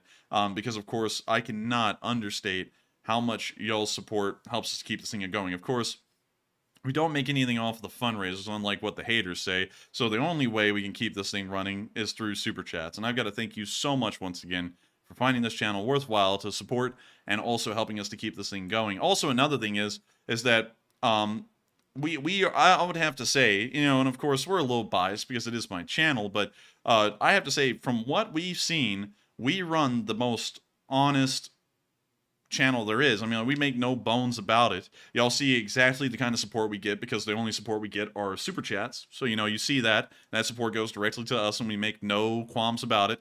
And then the Sunday fundraisers, that support goes to Ukraine. There is no other channel that runs like that. I believe actually that we got an email from someone that asked us if we would be willing to come on to their show and support them running a fundraiser where they were going to be taking Super Chats and then giving it to a nonprofit. And, you know, we're not going to call them out because, of course, that's against the harassment policies. But I was sitting there thinking, what the hell? I mean, like, it looks like they were American-based. It's like, why in the world would you not run a YouTube Give fundraiser? It's literally built into every channel. You know, I was like, that's very questionable to do, you know, because YouTube takes 30% of that, and then who knows where the rest of it goes. But, you know, not calling anyone out directly, but I'm pretty happy that we've never done anything like that because that's sketch as hell to me.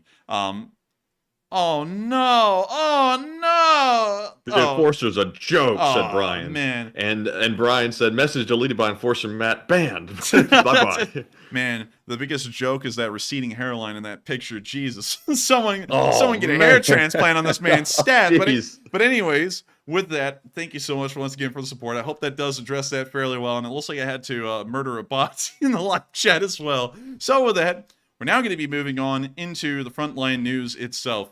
And so, moving on into the northeast and near the area of Kuzmivka, we saw today a long-range grenade hit dead on target. It was apparently fired from a Mark 19 or an AGS, and this thing slammed right into a Russian dugout and took a couple of them out. You can see some Russians right here. But you can actually see, sorry, correction, it was not fired by an AGS. If we want to call the strongest arm of a Ukrainian soldier an AGS, then it was, because you can actually see the Ukrainian soldier right here who's lobbing the grenade over into the Russian trench. You can see him doing the throw of the sentry. It lands in the trench, and oh my God, it was dead on. Someone get this man to the New York Yankees. Jesus, this guy can throw. That was crazy. I've never seen anything like that before, especially a guy lobbing a grenade like that. That guy's got an impressive arm and also an impressive accuracy with it as well. Impressive all the way through. With that, we're going to be moving on from the area of Kuzmivka and behind the lines, where we saw the Ukrainians conducting a roadside airstrip.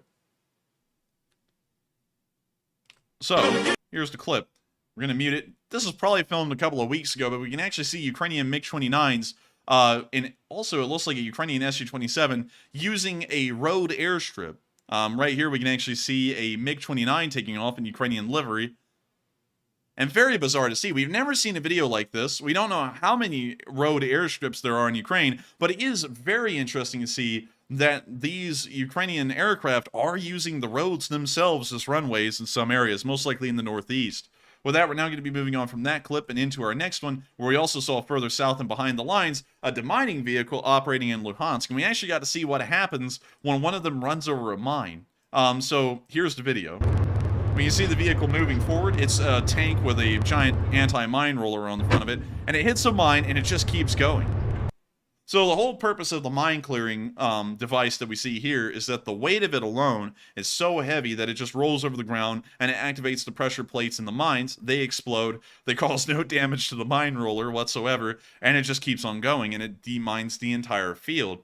Of course, if the pressure plate's off on a mine, it may blow up under the tank itself, so it's still a little bit of a dangerous job, but this is fairly wild to see, and it's fairly crazy to see that this mine that would have blown away a tank if it had rolled over it just pops under the mine roller. Pretty wild.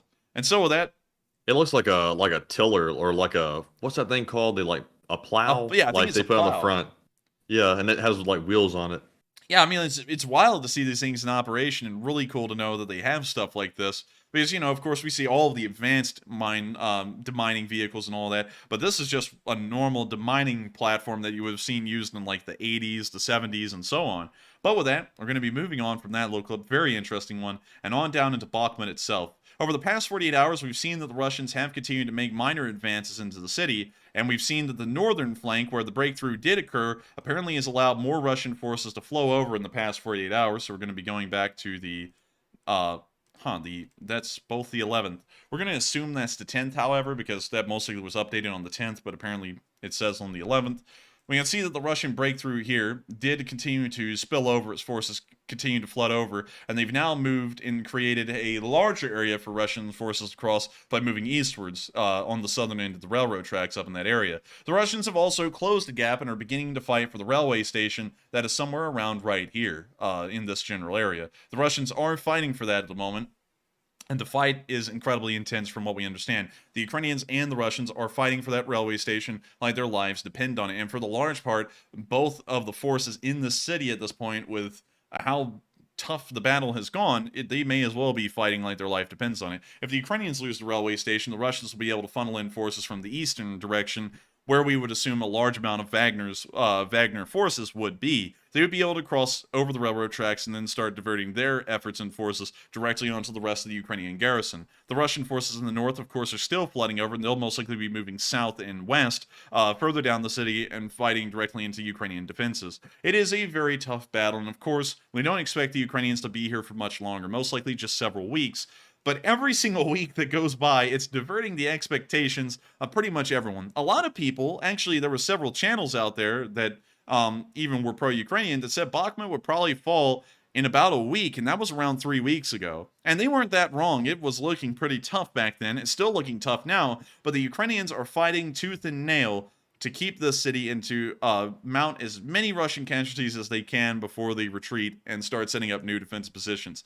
You really got to commend them on this. It's one hell of an effort by the Ukrainians, and it's absolutely amazing. I've just got to give them a huge credit for that. It's unbelievable to see. And so with that, we're going to be moving into our video clip starting in the northern flank, where we saw the 30th Brigade destroying a bridge crossing where Russian forces were. Cool. Copyrighted music. Well, you see some Russians hiding under the bridge, kind of like homeless people. And we're about to see them get blown away as well. It appears that the Ukrainians have an anti-loitering policy, and it looks like these guys loitered a little too long, and so they called in the special artillery.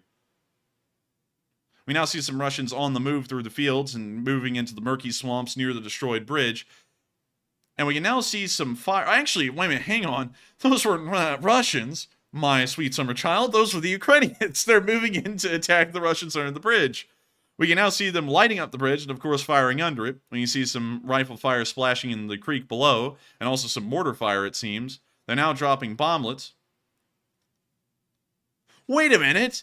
This drone just airdropped a thermobaric grenade to the Ukrainian. The pin wasn't pulled on it. They just dropped it down to the soldier below, and he picked it up and then used it on the Russians under the bridge. So there's the thermobaric. He picks it up. He's like, thank you. And then he just goes to the bridge, throws it under there.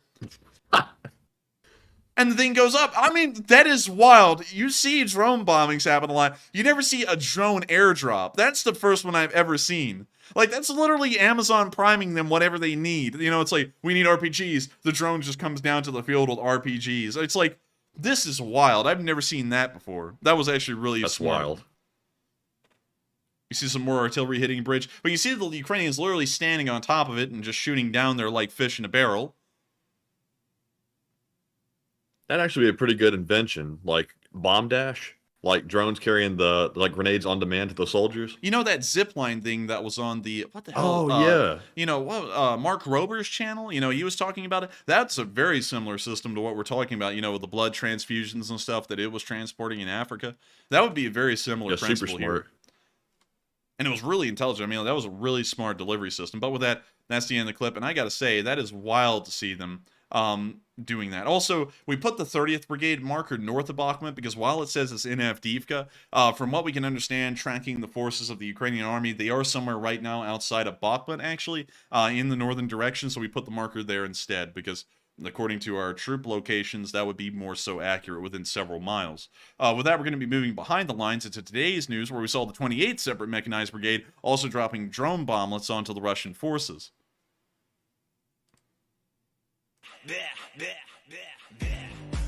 All right, we're going to mute that. That's what you say when you see Russians. That sounds like Mr. Corgi whenever he's got a fur ball. But anyways, you can see them dropping the bomblet onto the Russians, the bomblet exploding.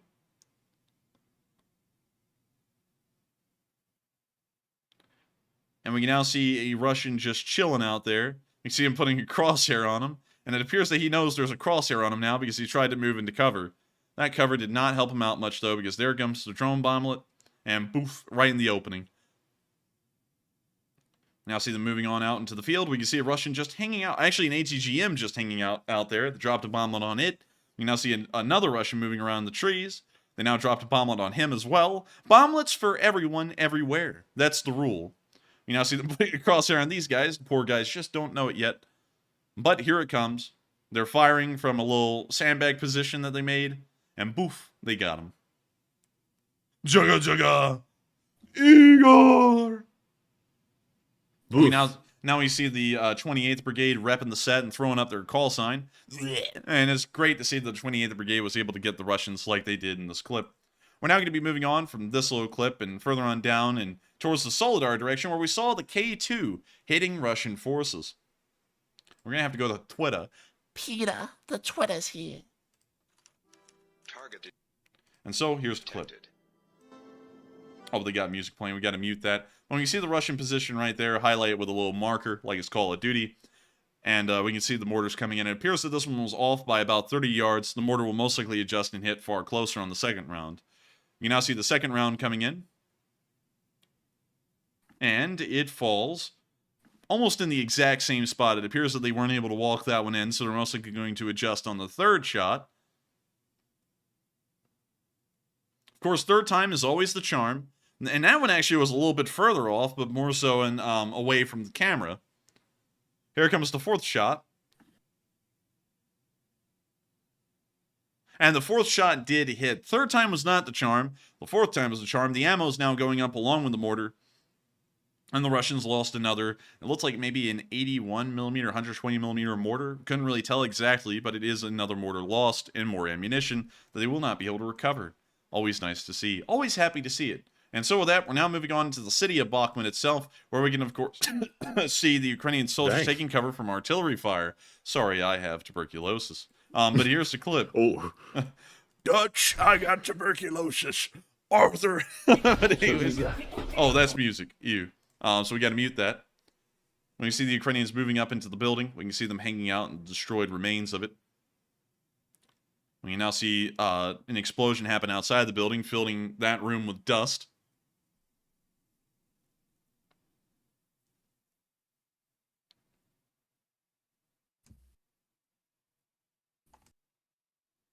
We now see another bomb hit. The soldier ducked in the film, and we can see the Ukrainian soldiers hanging out in the stairwell, most likely one of the safer areas in the building.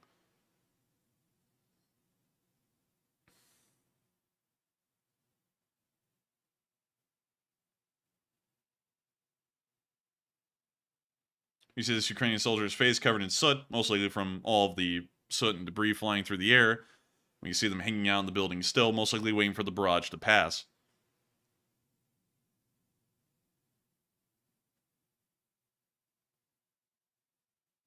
And so with that, that's the end of the clip. But pretty interesting to see the Ukrainian soldiers enduring another barrage and, of course, handling it like champs. We're now going to be moving on from that and behind the lines, where we saw some captured Russian guns. And when I say some captured Russian guns, I mean a lot of captured Russian guns. And so here's the clip. So you see him getting ready for the setup, and here's the delivery. Dozens of AKs that they've captured from the Russians. Jeez, man. Dude, this right here in a gun store in America would literally be about $250,000 worth of inventory. I mean, like, good How's Lord. that make you feel about your AK seeing this? Makes me weep, because I know it's all cheap quality garbage. You could probably get those for like, what, 20 bucks, 50 bucks? $34, I think, is actually the cost it is to produce an AK in Russia, at least during the Soviet times, which is where most of these probably came from. But man, I mean, my little AK, my little AK back here. 1 second. There we go. Just a quick little thing, real quick. This thing, man, I feel bad about having it now, because look at all the ones right there. I mean, literally, one thing they don't tell you in the war in Ukraine is that you can just grab the AKs. They're literally free. This guy came home with 30 of them. You know, imagine how much he's getting on Gunbroker. But anyways, with that, we're going to be moving on from that little bit of news right there. Very nice to see that they've apparently captured or taken out so many Russians that they're able to literally build a small armory with the guns they have. And with that, we're now going to be moving on into our next clip in the center of Bakhmut, where we saw a Ukrainian tank get destroyed. We can actually see a Ukrainian soldier standing on top of it right here, and many of y'all may remember where this tank is from. We actually showed the video of this tank getting hit and destroyed last week, as the Ukrainian crew that was from the tank hid right under the bridge right over there. This is actually a T-80 BVM, a captured tank that the Russians originally brought into Ukraine, abandoned, and then the Ukrainians took and started using it for themselves. And so now the entire tank's story has come full circle. Used by the Russians, destroyed by the Russians. The Ukrainians got to use it in the meantime. And this thing ended up being a net neutral for the Ukrainians because, one, they never owned the tank. They just captured it and borrowed it from the Russians, and the Russians ended up destroying one of their own, quote-unquote, most advanced tanks they had on the battlefield. So not that bad, actually. We can actually see it right here when it was captured, I believe, in the Sumy Oblast last year, in the earlier part of the year. And, of course, we saw many pictures and videos of this thing because I believe it was the first T-80 BVM that the Ukrainians ever captured, just outside of Sumy. And we can see it right there, of course, getting some Ukrainian armor upgrades later on in the war. We can see it in action right there. And we can see it in a, maybe a repair yard or just a depot right there in that picture as well. Of course, sadly lost, it will not be recovered in Bakhmut, but it will never be forgotten as the first T-80 BVM that the Ukrainians were ever able to capture, used for nearly an entire year, and then was destroyed by the Russians. Made in Russia, ended in Russia. And so with that, well, ended by Russia, not ended in Russia. That would be a little too optimistic, but still very interesting to see the story come full circle for that T-80.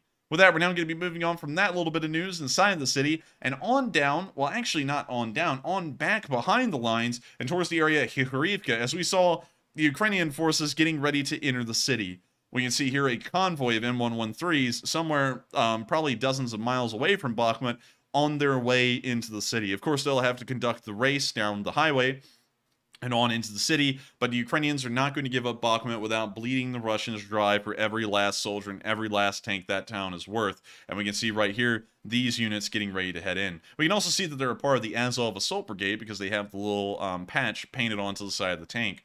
But with that, we're going to be moving on from that little clip and even further behind the lines towards Druzhkivka. Of course, this marker is not exact. It's miles off for OPSEC reasons, but we saw that more forces were on their way to Bakhmut, as we can see here in this clip. Так, это не скажу где, но перед нами С-300 или даже С-350. It appears they said this may be an S-300. Готов двигаться. You now see him driving by, and it appears that it may be an S-300 being carried by a transport truck. And of course, that's the end of the clip, but absolutely great to know that the Ukrainians are, of course, going to continue to reinforce Bakhmut and make sure the Russians pay to try and take that town. We're now going to be moving on from all of those clips and all of that news because, of course, that's all of the information we have on Bakhmut today. And we're now going to be moving on down to the Donetsk area where we've seen no frontline advances that are notable or worthy of speaking of, rather than, like, one tree being captured by the Russians. And so moving on into this clip, we saw that a Russian stronghold was hit by the Presidential Brigade. Imagine being wiped out by the literal Presidential Brigade. Here's the clip. This is like being killed by the Secret Service. But anyways, the mortars... That's like getting killed respectfully by the Presidential Brigade. Yeah, it's nothing... Like, respectfully. It's nothing personal, my boy. It's just business. It hits you with a silencer. When you see the mortar Put some rounds... respect on my name. This is my problem solver right here. Walk with your boys. We can see them hitting the Russian mortar position over there and catching it alight. I mean, you see that their mortar fire so far has been incredibly accurate, actually.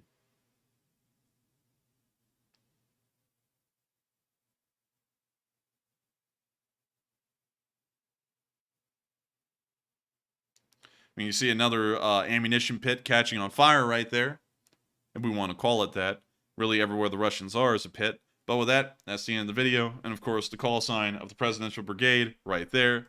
It says Prezidentska Brigada.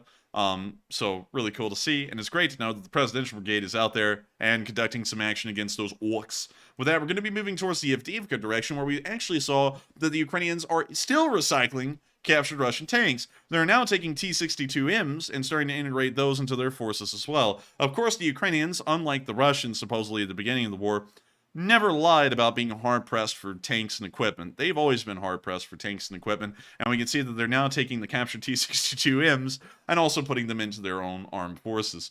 Hopefully this thing doesn't really see frontline action. Of course, it is just going up against other T-62Ms and T-55s at this point, so it wouldn't do that bad, but it's still not the best thing the Ukrainians could throw against the Russians. Still pretty funny to see that even as the Russians throw literal garbage at the Ukrainians then go and refit the garbage a little bit, pimp it out, and then send it right back up to the front lines to be used against the Russians. Well, we're now moving on from that bit of news into the southern direction of the Wineglass, where we saw the 59th Brigade shelling Russian forces and trying to slow their advance in this area. And from what we can tell, it was successful.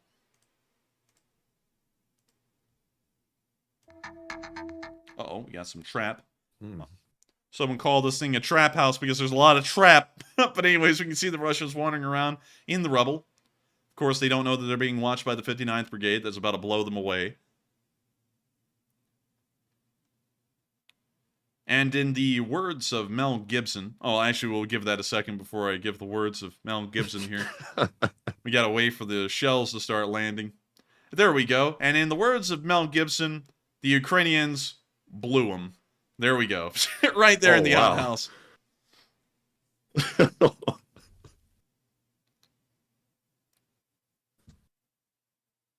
It was Mel Gibson that said that, right? It wasn't anyone else. I was wondering why there was such silence, because that quote kind of came off a little weird. Well, no, I mean, like, he said something like that, I think. I'm trying to think of who the hell said that. It was Mel Gibson. I don't think it was him. It was Mel I think Gibson. somebody else said that. It was Mel Gibson or Alec Baldwin. It was something like that. But anyways, that's the end of the clip. It's nice to see that. No, Alec Baldwin said something else. He said, "There's no way that gun could have fired without pulling the trigger." Oh yeah, he did say that. Yeah, he did. I didn't fire the gun. The gun fired on its own. It just would start walking and everything. But anyways, that's all the news we got from Avdiivka today. Of course, nothing else has happened in that area. And with that, we're going to be moving into the rear near Pokrovsk, where we saw the Ukrainians pimping out their rides. And of course, this video is by United24. And so, without further ado, here's the video.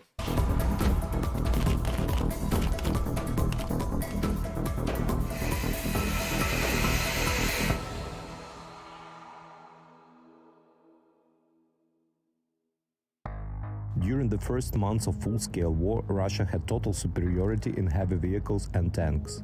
To counter this, the Ukrainian army adopted bold and daring tactics of fighting in small but highly mobile groups, often using civilian cars. Many of those cars were donated by people around the globe. Adam, a British citizen living in LA, is an owner of an animation studio in California. He already bought 3 pickups, gave them an artistic touch, and volunteered to deliver one of them to the soldiers in the Donetsk region. It's 6 a.m. and we're just fueling up the vehicles, getting ready to drive another few hours to drop off both the cars with the Ukrainian armed forces. After crossing the Polish-Ukrainian border, pickup trucks get transferred to a joint initiative called Car for Ukraine based in Lviv. Here the trucks undergo a serious revamp process to become the ultimate fighting machines.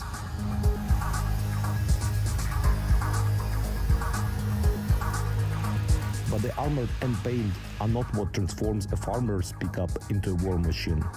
It's the machine gun mount that allows to deal heavy damage to the enemy even on the move.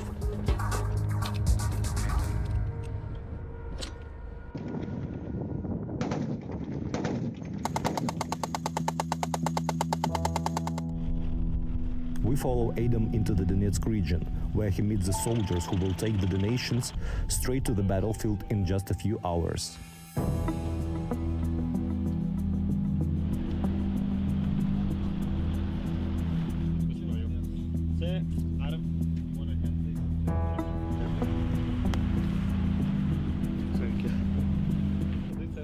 Where's this car going?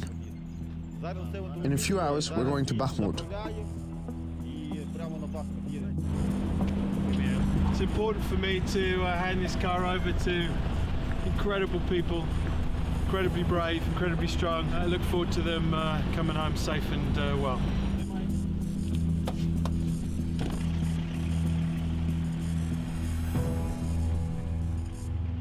100 miles from here, soldiers of 36th Marine Brigade honed their skills in between battles. Near Donetsk, I love the patch. That was a nice patch. Having remained more or less unchanged for the last 9 years, since the occupation of Donetsk in 2014.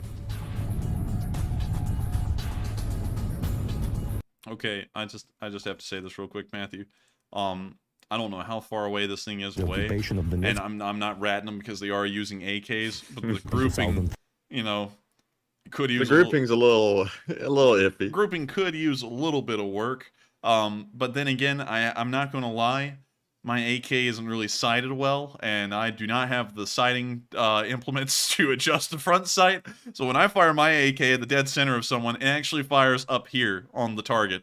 And that's at a range of like 50 yards. So I could imagine that at 100 yards, I wouldn't even be just grazing the guy's head. I'd just be missing him completely. But still, you can't rat on him. It is an AK after all. If it was an M4 or an M16 or something, I would be definitely ratting on him. But it is an AK, so you can only expect so much. 14.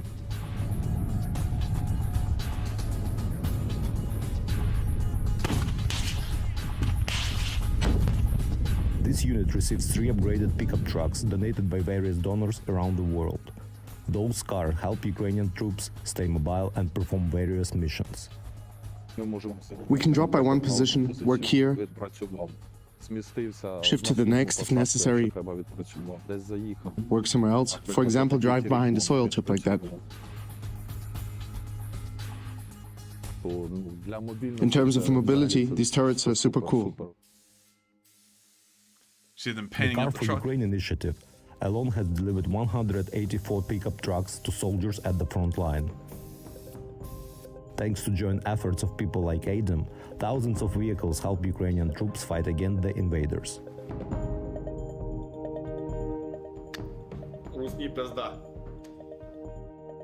I'm 58, and it's the first time something really connected to me. The injustice, the bullshit coming out of Russia to, you know, do what they've done. I mean, there's no great news there. And I became very angry.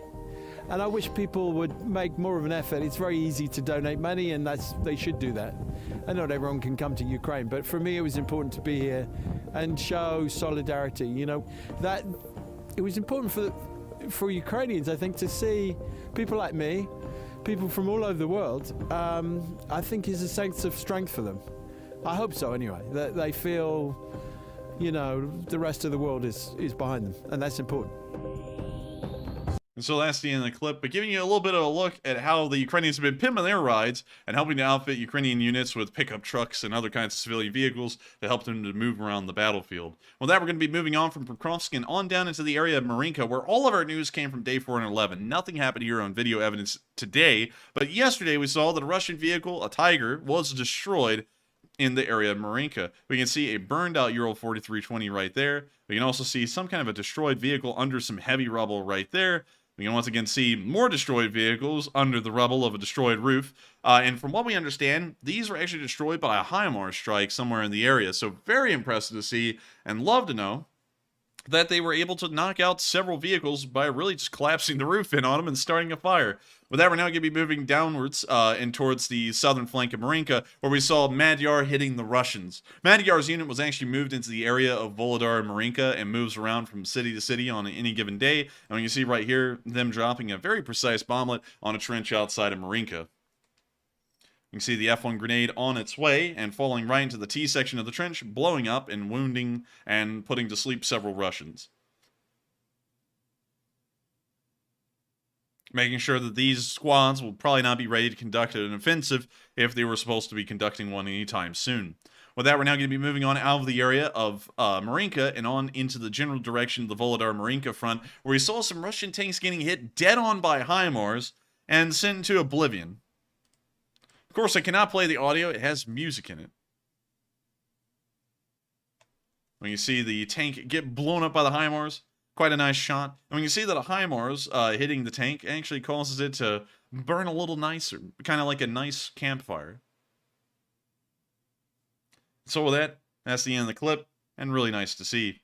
Well, with that, we're now going to be moving on from that clip and on down the front lines towards the area of Razdolny, where we saw American MRAPs on the front lines.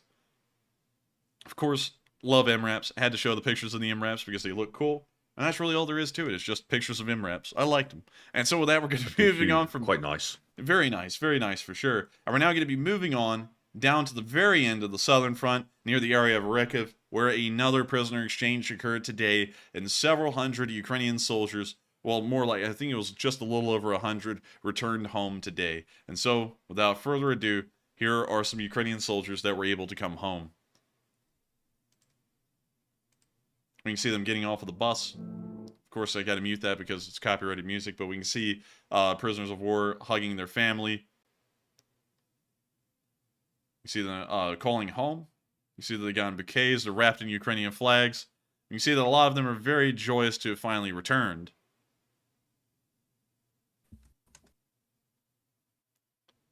You see right there the bus is pulling up, most likely still carrying the Ukrainians from Russian captivity.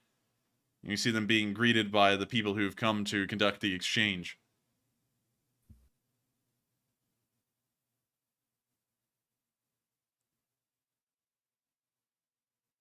See them embracing each other.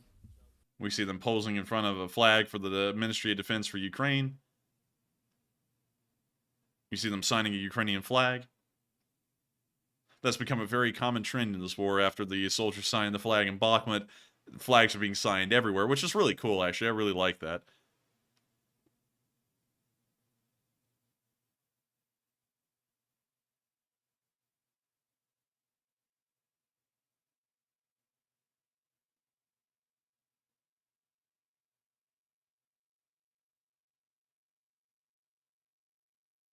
You now see them getting probably one of their first proper meals in a long time.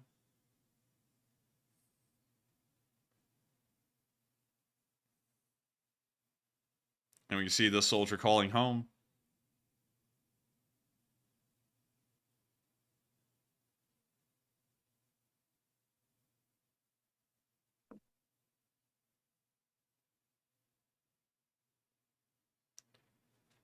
And of course, sadly, we don't know what this soldier's saying because we can't unmute it because it has copyrighted music, but we can see them embracing once again.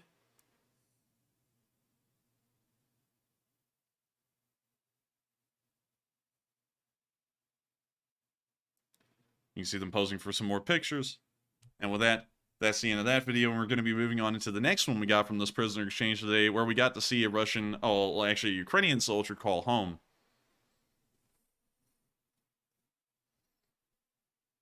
And so, here's the video. Mom, hi!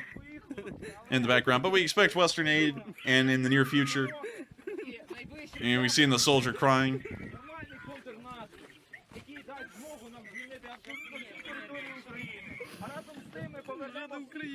I'm already in Ukraine, Mom.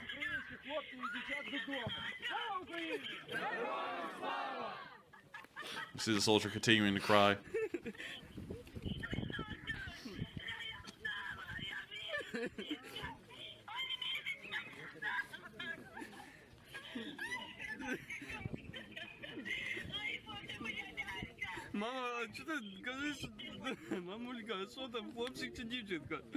Mom, is it a boy or a girl? A girl. Координаційний штаб зустріли вашого синочка, він вже в Україні. Зараз ми його повеземо в шпиталь, його там переодінуть, оглянуть, доглянуть, йому дадуть телефон, і він вам зателефонує.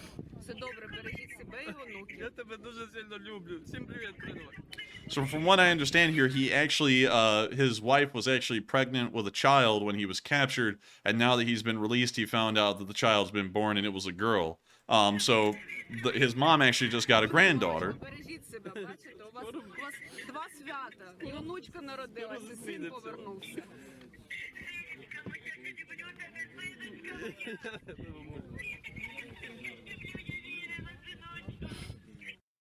And that's the end of the video. A very emotional one. You know, of course, one can only imagine the kind of emotions the man's going through. And it's great to know that he was able to be returned home alive and in at least a livable shape, so that way he'll be able to meet his baby daughter that was just born not too long ago. And so with that, we're going to be moving on from that video, and those were the last videos in our news today that we had to cover. And so, without further ado, it's time to move to Kyiv and cover the speech from President Volodymyr Zelensky. Let me change that icon. That's actually supposed to be this one. From President Volodymyr Zelensky. Speech. Бажаю здоров'я, шановні українці. Провів сьогодні чергове засідання Ставки. Передусім розглянули бойову ситуацію. Те, що вдається на основних напрямках, на тяжких напрямках, таких як Бахмут і Авдіївка. Донеччина загалом, таких як Кремінна і Луганщина загалом. Розглянули на Ставці і те, що тільки має вдатися, те, над чим працюємо. Були доповіді генерала Сирського, генерала Тарнавського, главкома ГУР. Генштаб і міністр внутрішніх справ доповіли щодо комплектації нових підрозділів наших сил оборони, нових бригад. Керівник СБУ генерал Малюк зробив доповідь по своїй частині, по тому, що стосується нашої внутрішньої стійкості, захисту від внутрішнього ворога та протидії колаборантам.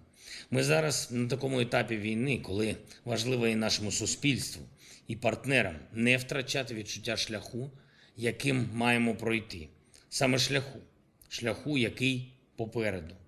В порівнянні з минулим роком в багатьох місцях зараз тихіше, але це не означає, що можна десь там ігнорувати війну чи бути менш сконцентрованими на допомозі державі. Нам вдалося зробити багато разом з партнерами для захисту людей, України, всієї Європи, але це не означає, що зараз час спочивати на лаврах. Шлях попереду, рух попереду. Те, для чого ми потребуємо не меншої єдності, ніж раніше. Не меншої зосередженості, ніж раніше. Так само, як і раніше, наші позиції на фронті, всі наші воїни на позиціях мають підтримуватися українськими позиціями політично та інформаційно, силою зброї та силою нашого суспільного єднання, нашою внутрішньою стійкістю та міцністю зв'язків України зі світом. І це те, що є завданням як держави, так усіх в державі, як України, так усіх в світі, хто цінує вільне життя і міжнародний порядок, заснований на правилах. Це нерозумно просто пасивно сподіватися, що перемогу принесе хтось інший. Той, хто зараз в окопах, хто зараз в штурмах. Це спільне завдання. Перемога здобувається усіма. Тими, хто за неї б'ється, і тими, хто дає зброю. Тими, хто скорочує можливості держави-терориста, і тими, хто збільшує можливості України. Так само, як у складі ставки кожен відповідає за свою частину оборони держави. На шляху до перемоги кожному і кожній варто розуміти, а що є вашими кроками до перемоги. Та чи на увесь шлях вистачає цих кроків. Сьогодні у мене була дуже цікава змістовна зустріч із американським бізнесменом та благодійником Говардом Баффетом. Він давно і щедро допомагає Україні, нашим людям. Багато проєктів реалізуються за його підтримки. Приміром, в Бучі почалось будівництво фабрики кухні, що стане частиною реформи шкільного харчування в Україні і буде забезпечувати діточок у 3 громадах Київської області. Цей проєкт буде масштабований також в інші регіони, зокрема на Харківщину. І коли людина так допомагає, коли особисто дбає про підтримку, а це загалом проєкти на сотні мільйонів доларів, то така людина дуже добре бачить, як важливо кожному бути на шляху до перемоги, як важливо кожному бути активним, як важливо усім стати хоч в чомусь героєм, щоб перемогли ми всі.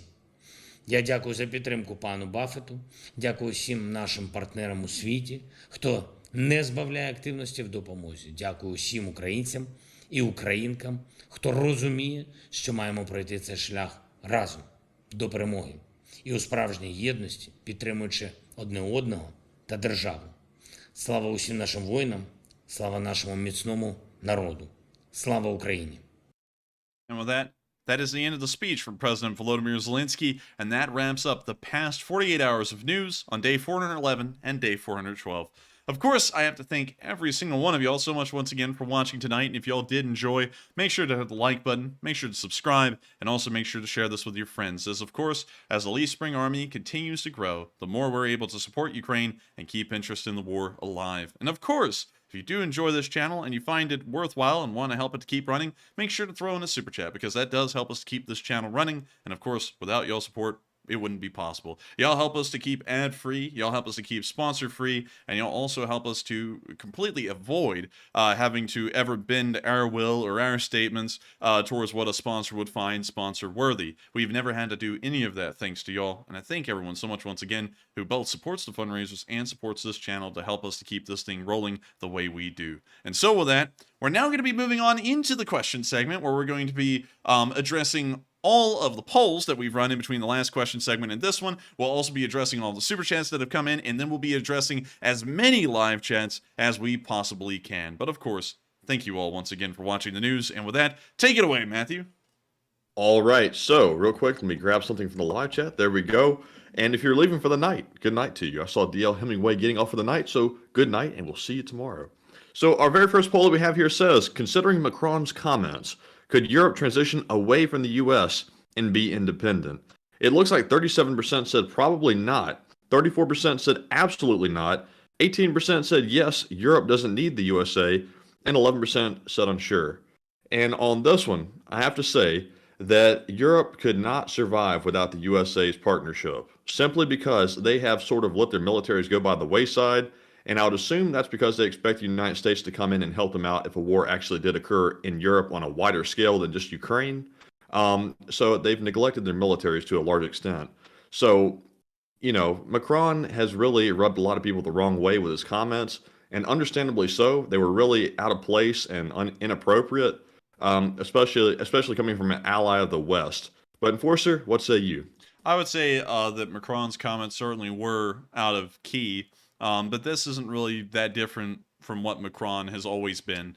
Way back in the day, almost a decade ago, he was actually talking about, before the war in Ukraine began, you know, the Donbass conflict and all of that, he was talking about the Europeans, we need to create our own sphere of influence, separate from the United States, separate from everyone. But apparently, over the next 10 years after that statement, he must have realized there really apparently isn't a world in which Europe can exist without being a part of one sphere or another, and so now instead he's trying to move it to the Chinese. I don't know what Macron's problem is, but both of those solutions involved whatever we have to do, we have to cut ties with the United States.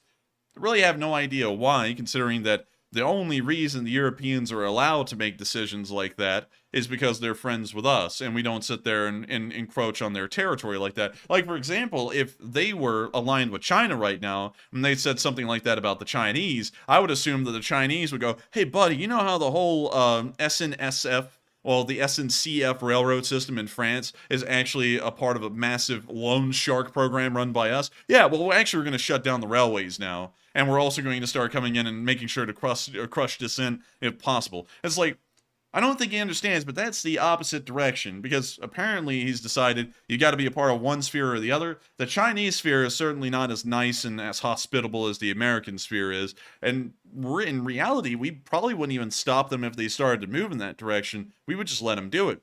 But then they would find out that it was a terrible mistake, and then by then it would be too late to leave. So I'd have to say, not really a good move on his end, and not really a good comment to make. Certainly has rubbed me the wrong way, especially considering how much the United States has supported Ukraine, which is not just in America's interest, but is also within Europe's interests at large, considering they were the ones panicking about border security, and last year saying that no one in Europe was largely ready for a conventional war like this. And so the United States steps in and starts supporting Ukraine, bolstering the border around Poland and the Baltic states, and then he wants to go, you know what, the Americans aren't that great. It's like, what the hell are you talking about? It's like, we never treated the French wrong. The French treat us wrong all the time. I mean, at least the French government does. It's like, you don't see us sitting there and going, yeah, we need to cut ties with France. Because I wonder how in the world the French would feel, or at least the French government, not France and Germany, because I know we have French viewers and they don't feel that way. I wonder how the French government would feel if the United States said, we need to cut France out of everything. We just need to, put France on their own. The rest of Europe, they can go with us fine, but France needs to be on their own and everything. Just kick them out of the EU, kick them out of NATO, kick them out of everything. It's like, the French probably wouldn't be too happy with that. And so I don't know why they feel happy trying to say, well, I don't know why they don't understand why we wouldn't feel happy about them saying the same thing. And so with that, I hope we addressed that poll fairly well, and we are on to the next one. All right, and our next poll says, analysts say that Wagner's Prigozhin seeks to advance political aspirations, and what are your thoughts? 38% said he has absolutely no chance of that, 8% said unsure, 35% said he's a minor threat to Putin, and 19% said he's a huge threat to Putin.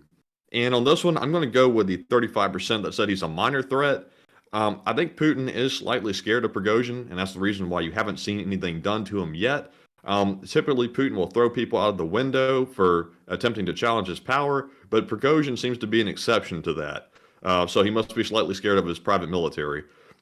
He's a minor threat because I don't think he actually can gain enough power or enough military force to be able to overcome the pitiful Russian military, and it's not saying very much. But, you know, just a minor threat, not a major one. But Enforcer, what say you? I would largely have to agree with that as well. I feel like he's mostly a minor threat at this point, especially with what Wagner's been doing and how well they've been performing. Most likely minor. And, of course, the Russians and Putin have been deliberately curbing any kind of political power plays that he's been trying to make. So, largely a minor threat, if any. Also, I saw Font Freud 1 say, you're talking BS, apparently about France. And, of course, it's a little bit pointed. If you would like to explain why you think that, I'd be more than happy to hear it. But you know, I don't think I'm talking BS. I also saw. I think some people just get offended at the suggestion that Europe can't survive without the U.S. That's not an insult, by the way, because I've seen a lot of people get offended about that. We also need Europe, by the way, because I don't think the U.S. standing on their own 2 feet is going to be enough to go up against a combined threat of the basically the new Axis power that's popping up over in Asia. So we need y'all too, but at the same time, you know, France can't just backstab us, take our money, and then run off. That's not the way things work. Well, with that, we are on to the next one. All right. And up next, our next poll says, in classified documents about the Ukraine war, the U.S. predicts a stalemate for months to come. And what are your thoughts? 36% said that sounds about right, and I agree. 14% said unsure. 26% said I don't think docs are real. And 25% said that sounds wrong, and I disagree. And we really don't know yet exactly what's real and what's fake in these documents, but one thing seems certain at this point. Some of the documents are real because the Pentagon is absolutely scrambling and freaking out about them. So I'm going to say that probably sounds about right because we've sort of said at this point that this Ukraine war is probably going to be very prolonged. It's going to last for years. Even if the Ukrainians launch a successful counteroffensive, it'll probably still last quite some time. So, Enforcer, what say you? I would say reread the prompt again real quick because usually I can't remember the prompt that long trying to answer. So reread the prompt one more time. In classified documents about the Ukraine war, the U.S. predicts a stalemate for months to come. And what are your thoughts? I would have to say that's most likely not the case because we hear about the counteroffensive coming up, and we've never seen a Ukrainian counteroffensive hit a brick wall yet. Considering that it should be in a few weeks, I don't think that's going to be the case. So with that, I hope that answers that poll fairly well. And let's see. And I see a lot of people talking about France this, France that. Here's what I'm going to say. France has always been a little weird ever since the end of World War II with Charles de Gaulle. Back then, they didn't really even want to be a part of NATO. They reluctantly became a part of NATO and then refused anyone basing their forces in France. And that's kind of started a trend where France has kind of been weird like that throughout the decades. But it seems more so worse now. Because instead of realizing, especially given the circumstances, that the world is becoming a very polarized place within people who are trying to build massive spheres of influence like China, Russia, and also the United States trying to maintain theirs, it's not smart to go and jump ship from this sphere of influence to the next one. And I see some people actually trying to say that's a political statement. That's a diplomatic statement, not a political one. A political one would be saying something like in the United States about, oh, I don't know. Think of anything you can. I'm sure all of y'all know all of the political talking points here in America. That's political. Talking about diplomacy, not so much. And it doesn't make any sense to me that the French would sit there and go, you know what? You know, the Americans have just been so crappy to us, we're going to jump ship. That makes no sense whatsoever. That is just, that's horrendous. I mean, we've never done anything wrong to them. I mean, hell, when Charles de Gaulle back in the 50s, after American soldiers had bled and died in the First and Second World Wars to help the French not fall to the Germans twice, or at least to liberate from the Germans the second time, and Charles de Gaulle said, we don't want Americans in here. What do? We just didn't put Americans in there. That's why there are no American bases in France. You won't find a single one because of that policy that Charles de Gaulle laid out diplomatically against NATO forces being there.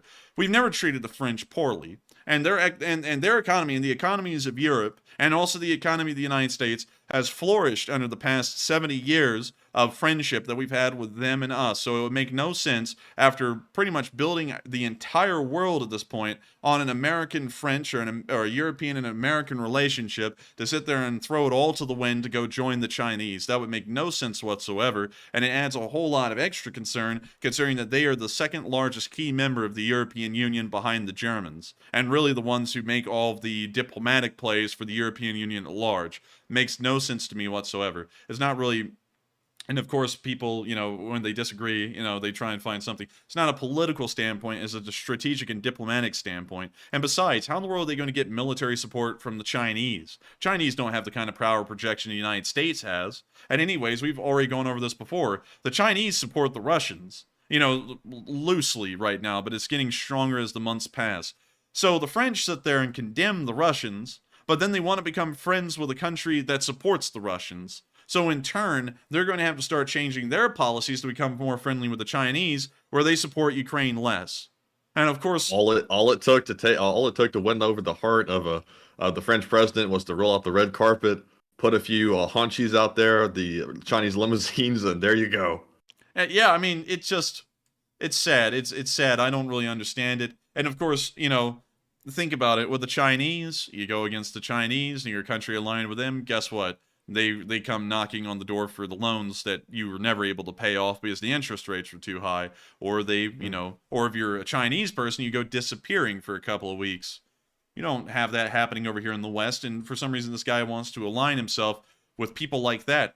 In anyways, going off of that and onto another perspective, this whole area out here, they're not going to summer camps out there. It's a terrible situation out there. Can't ever say it because YouTube will come down and bust out our kneecaps if we directly say it.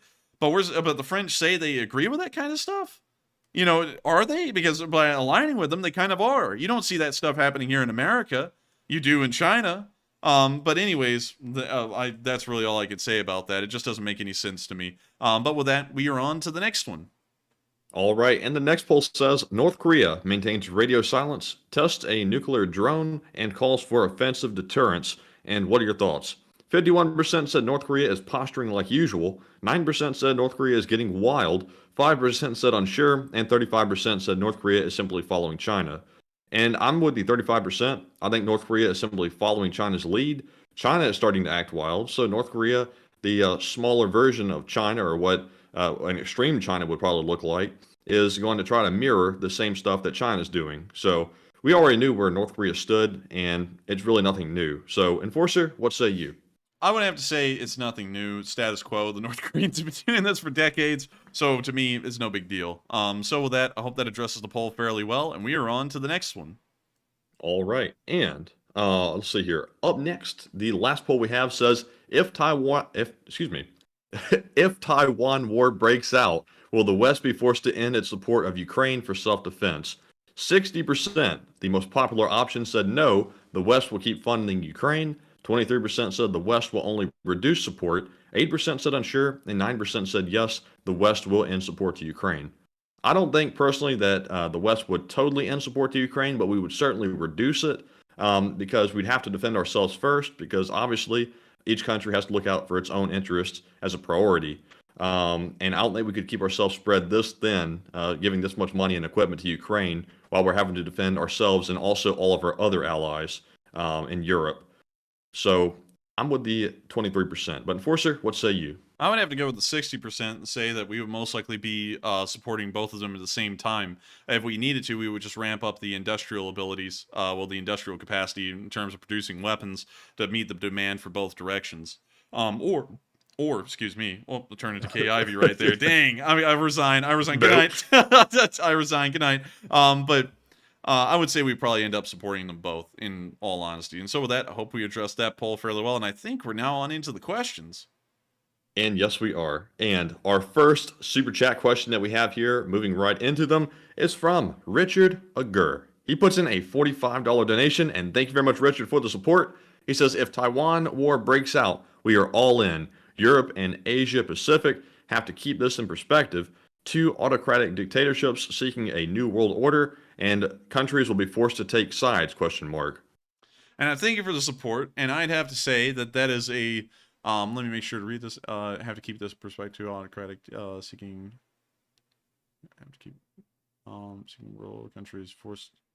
I would say yes for the most part, and the sides have already been picked. Like for example, with Australia, they've already picked the western direction. I know that there's a whole dynamic though going on with Australia that they're starting to get tied into the Chinese economy because there's a lot of Chinese tourism going down there, and it's starting to have a large economic sway on the Australians. But at the same time, the Australians are aligned with the West, and so it would be a lot smarter for them to just stick with the West and stick with their team, kind of like the Japanese and the South Koreans. Because one thing you never want to do is right at the beginning of the war start jumping a ship and go to the other team, because that's not really a smart move.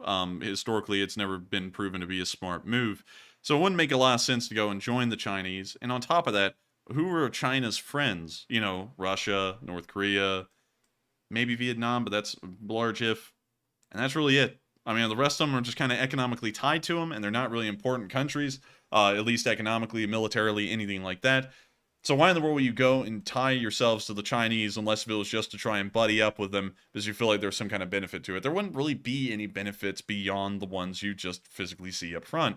With the United States... If France wanted to join the so-called BRICS alliance, you'd have to add an F to the front of it, so it'd be F BRICS. Yeah, it would, wouldn't it? Yeah. So, yeah, that would be pretty wild. And if you add Saudi Arabia, it would just be BRICS, because you have to add an extra S, or BRICSA. But anyways, I would have to say it's not really a smart move on their end. Every country has already picked a side. The Chinese are almost on their own. The Russians are nearly almost on their own. The Western world is a large group, economically massive, dwarfs everyone else. So really everyone ought to just stay in that group. It's not like the Western group's bad either. I don't know why people are trying to paint it out to be terrible. I mean, hell, we're not killing reporters. We're not putting people we disagree with in camps. We're not doing any of that. So I don't know why in the world everyone's acting like all of a sudden it would just be great to go and join the people who do that kind of stuff. Just as a quality of life perspective, it doesn't seem like that would be a smart move. And I know someone's about to say, oh my God, that's political. Listen, I will say this. I'm not a big fan of the Chinese communists. I'm not. On a strategic perspective and also on the perspective of how they treat their people. I mean, I wouldn't even be allowed to say this stuff in China. I wouldn't even be allowed to cover this news in China because if the Chinese government disagreed with me, the internet connection gets terminated. I wouldn't be able to say anything I say right now to run this news for people to like it, for people to appreciate what I do. That's the only stuff. Oh man, you'd be getting re-educated like crazy. I would be somewhere disappearing in China right now, and I wouldn't be able to say anything about the war in Ukraine. I wouldn't even be able to say anything about China. Here in America, if you want, and I'm not, of course we don't get into politics here, but I will say this, whether you like the government or you just hate the government with a passion, you're allowed to say whatever you want. The government doesn't come and make you disappear. Over in China, that's not the case. So do you want to align with someone like that who won't allow you to speak your mind, or would you rather align yourself with countries that allow you to speak your mind and not only that, make a good killing while you're at it? I would rather align with the countries where you can speak your mind and make a killing. In relativeness, the Western world is a whole lot better than a Chinese sphere or a Russian sphere. So with that, I thank you so much once again for the support, Richard, and I hope that does address the question fairly well. And thank you so much once again for supporting this channel and helping us to keep running. And of course, I always have to say it, y'all help us to keep ad-free, y'all help us to keep sponsor-free. That allows us to say what we want to say on this channel, allows us to cover the news the way we want. And I got to thank y'all so much once again for enjoying this channel enough to support it. And so with that, we are on to the next one. All right, and our next one goes to Tengen Bragiri, who puts in a $30 donation, and thank you very much, Tengen, for the support. And they said, Bobcat Fond to Enforcer Matt. Hey! And thank you. We'll add that to the pile. Well, I want the Gucci SWAT team police Bobcat, so that one's a little steep. I think it was what, 30,000? Yeah, it was expensive, man. It was steep. It was steep. But still, thank you for But they'll give it to us for a discount, though, since we're LSA. That's true. And thank you so much for the support to the Bobcat Fund. And I got to tell you, Matthew, the coffee funds, all that stuff, it's disappeared. It used to be coffee fund, pizza fund. Man, it's gone. It's gone. We're Oh, man. We're starving and we're decaffeinated. But still, thank you for the support to the Bobcat Funny. At least we'll have a Bobcat. We will have a Bobcat. And so with that, thank you so much once again for the support. I'm glad to see a lot of people agree with me. Because we of course I gotta say this: we don't get into politics, specifically domestic Western politics. But one thing I will say is, on diplomatic perspectives, not a fan of the Chinese at all. I don't know how that would be a real political stance. I mean, hell, if that is a political stance, I don't know who in the world would make the stance that the Chinese the Chinese government are good people, because look what they're doing to folks. Just look at anything they do to anyone. Like, yeah, you could go on forever about how bad things are in China, and if you really want to, you can just talk about the quality of life without even getting into how they treat their people.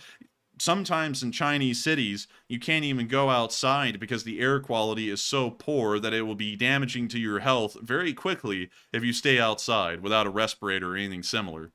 I mean, hell, they live in literal hell over there. The country they live in is so polluted that you can't even walk outside on a bad day or even a somewhat okay day.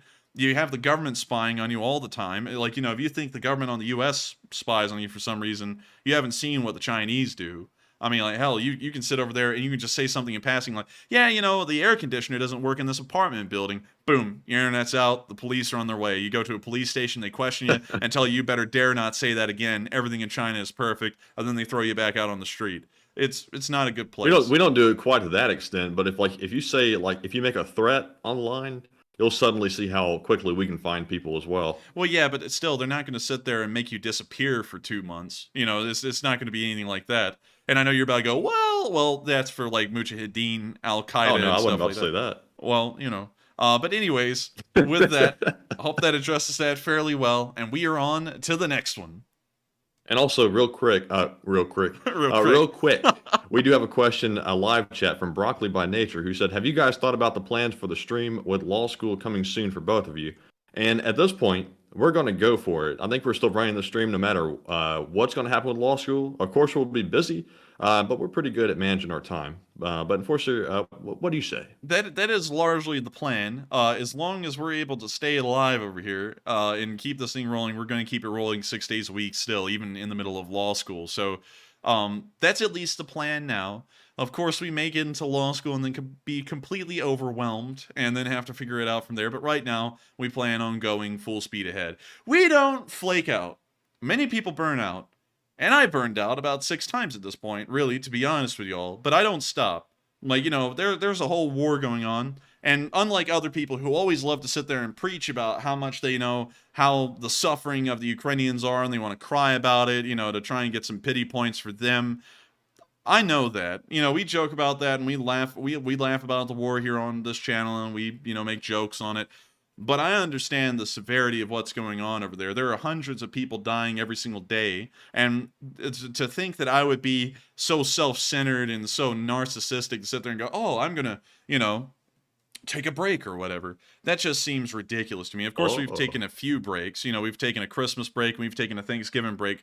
But beyond that, I'm not flaking out. And flaking out is lame. And I hate whenever people sit there and say, when I say, oh man, I'm tired, people go, why don't you take a break? No, I'm not taking a break. There are people over there that are getting killed every single day. And if this channel means that we can raise enough support to just save 3 more people in any given week, I'll run this thing into the ground. I'll run this thing until I pass out exhausted. We're not going to stop for nothing. And we're going to keep this thing running no matter what we have to do. If you back us up, put LSA in the chat, because I'm not gonna back off. I'm not gonna back down. I don't care how many bots. I don't care how many haters. I don't care how many times we get stubbed, how many times people lie on us, how tired I get, or anything. This thing is going to run until the wheels fall off. It's going to run until I collapse. That's how we run this thing. It's not stopping. And so with that, I'm getting myself hyped over here with this speech. But LSA for life, and the LSA never dies. And so with that,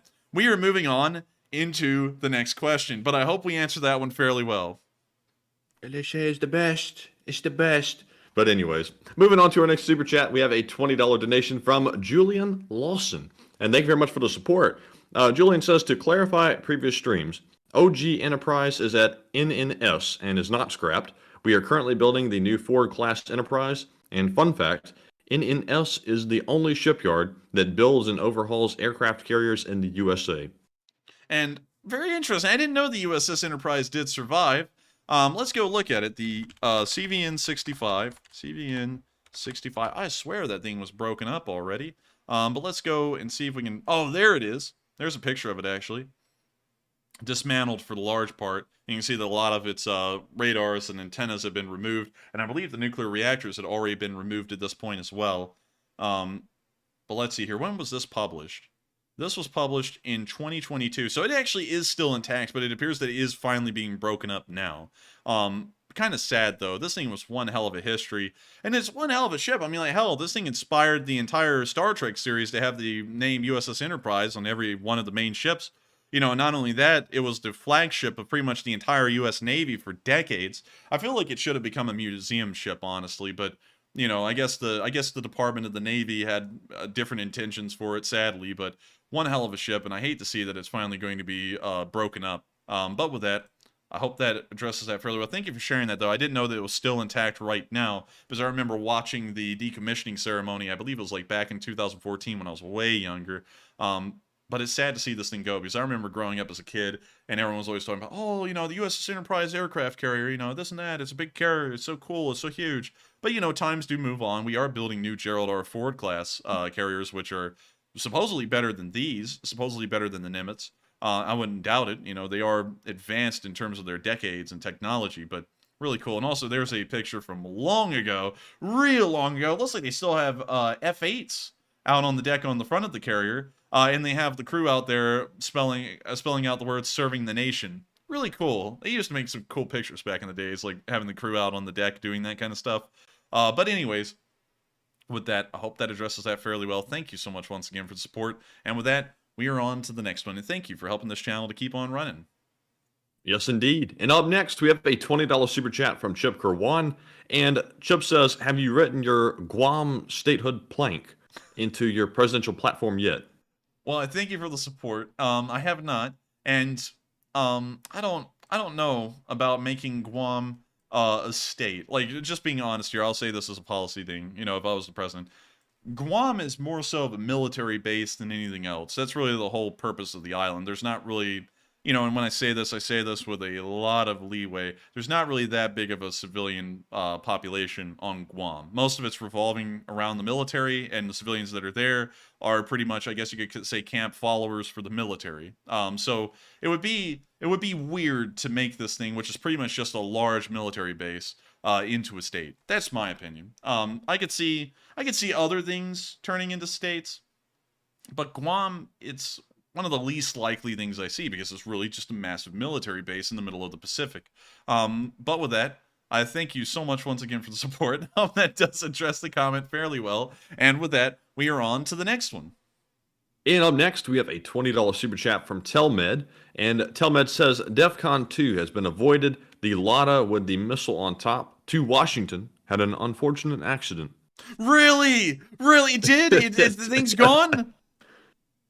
It must be. Yeah, nah, Washington. And then just runs into another car, just rear ends them. Missiles gone and everything. And I gotta thank you so much for the support. And I gotta say, that is absolutely hilarious. It's great to hear that stupid thing's finally gone. Maybe they'll stop chanting and all that crap, because that is just annoying as hell. And thank you so much for sharing that with us, because I had no idea that happened. And so with that, thank you once again. I hope that does address it fairly well. And with that, we are on to the next one. All right, and the next one goes to Charlie Nickel, who puts in a $20 donation. And Charlie says, do you think the Russian email draft notice system, which considers the recipient served, whether they open it or not, will cause more Russian mails to leave Russia before it's in full effect? It may. And that's actually kind of bizarre to hear, because I don't think a lot of Russians own computers. How many Russians? They don't even have internet, barely, do they? Yeah, how many Russians own a computer? There are 8 to 10 million PCs available in Russia. That's only about 6.5% at the highest of the population of the entirety of the nation. Jeez, I mean, if that's the way they plan on notifying most people that they've been drafted, their numbers of drafted soldiers is about to go down massively. And these PCs are probably just owned very rarely within the areas of St. Petersburg, Moscow, and maybe some of the surrounding cities. you're probably not going to even find a computer anywhere in the Far East. So, man, I mean, that's definitely going to decrease the numbers because that's the only way they're notifying people of the draft. They're not even going to reach most of the country with that. And they're also going to start pissing off Muscovites and people from St. Petersburg because, hell, that's really the only people that are going to be affected by this draft. But still, crazy to hear. That would be my opinion on it, in all honesty. And thank you so much once again for support and helping this channel to keep on running. And with that, we are on to the next one. All right, and real quick about Telmed's Super Chat. I see a bunch of folks saying that the Lada ran into a bus and apparently got messed up and jacked up pretty bad. So there's pictures online, I'm told. Let's see. The to Washington Lada hits bus. Let's see. School bus rolls over after demolishing. Add Russia to the search. Wait a minute. Wait, hang on. I think I found it. Let me go over here. The Sarmata Mobile? Oh, it did! Oh, let's see it. Oh, no, Washington. Blah! And then they just run into the side of the bus. The bus got nuked. Oh, man, the bus got hit. That must be Washington. There's some guy in that bus called Washington, and the Lada hit the side of it. Imagine the irony in that, but still, it did. It's finally over. It doesn't look like both of them got really messed up, though, but it is hilarious to see that somehow it ran into a bus. So I thank everyone for sharing that with us, that there are actual pictures out there, because it did. In Sevastopol, of all places. Not even the Sarmata Mobile could, the driver couldn't even drive right in that. Man, if the driver... It's Tony. If the driver of the Sarmata Mobile cannot drive straight, then I don't think the Sarmats can fly straight either. I mean, like, dang. But with that, thank y'all for sharing that with us. That's actually pretty hilarious. And with that, we are on to the next one. All right, and the next one goes to Marion Deemert, who puts in a $20 donation and says, World War IV will be won by the biggest club. And Marion, I appreciate the support very much, but I think you're one world war ahead of the one we're on. Well, yeah, because, World War III uses nukes. The Einstein quote, World War III, will be the deadliest one we see. World War IV will be fought with sticks and stones that break your bones, but words never hurt. That was a lie. That was a straight-up lie they told you in school. Words never hurt. Yes, they do. That's almost how everyone gets hurt in the world, is words, Like, yeah, true. Like, when we sit there and say, France can't survive on its own, look at all the Europeans get angry. I mean, like, words hurt. And then, look at France, for example. Yeah, or look at whenever, someone wants to call them out, Look at all the drama that causes. But words do hurt. Words hurt. People don't get it. But anyways, I thank you for the support, Marion Deemer, and I know what that means, and I would agree with you.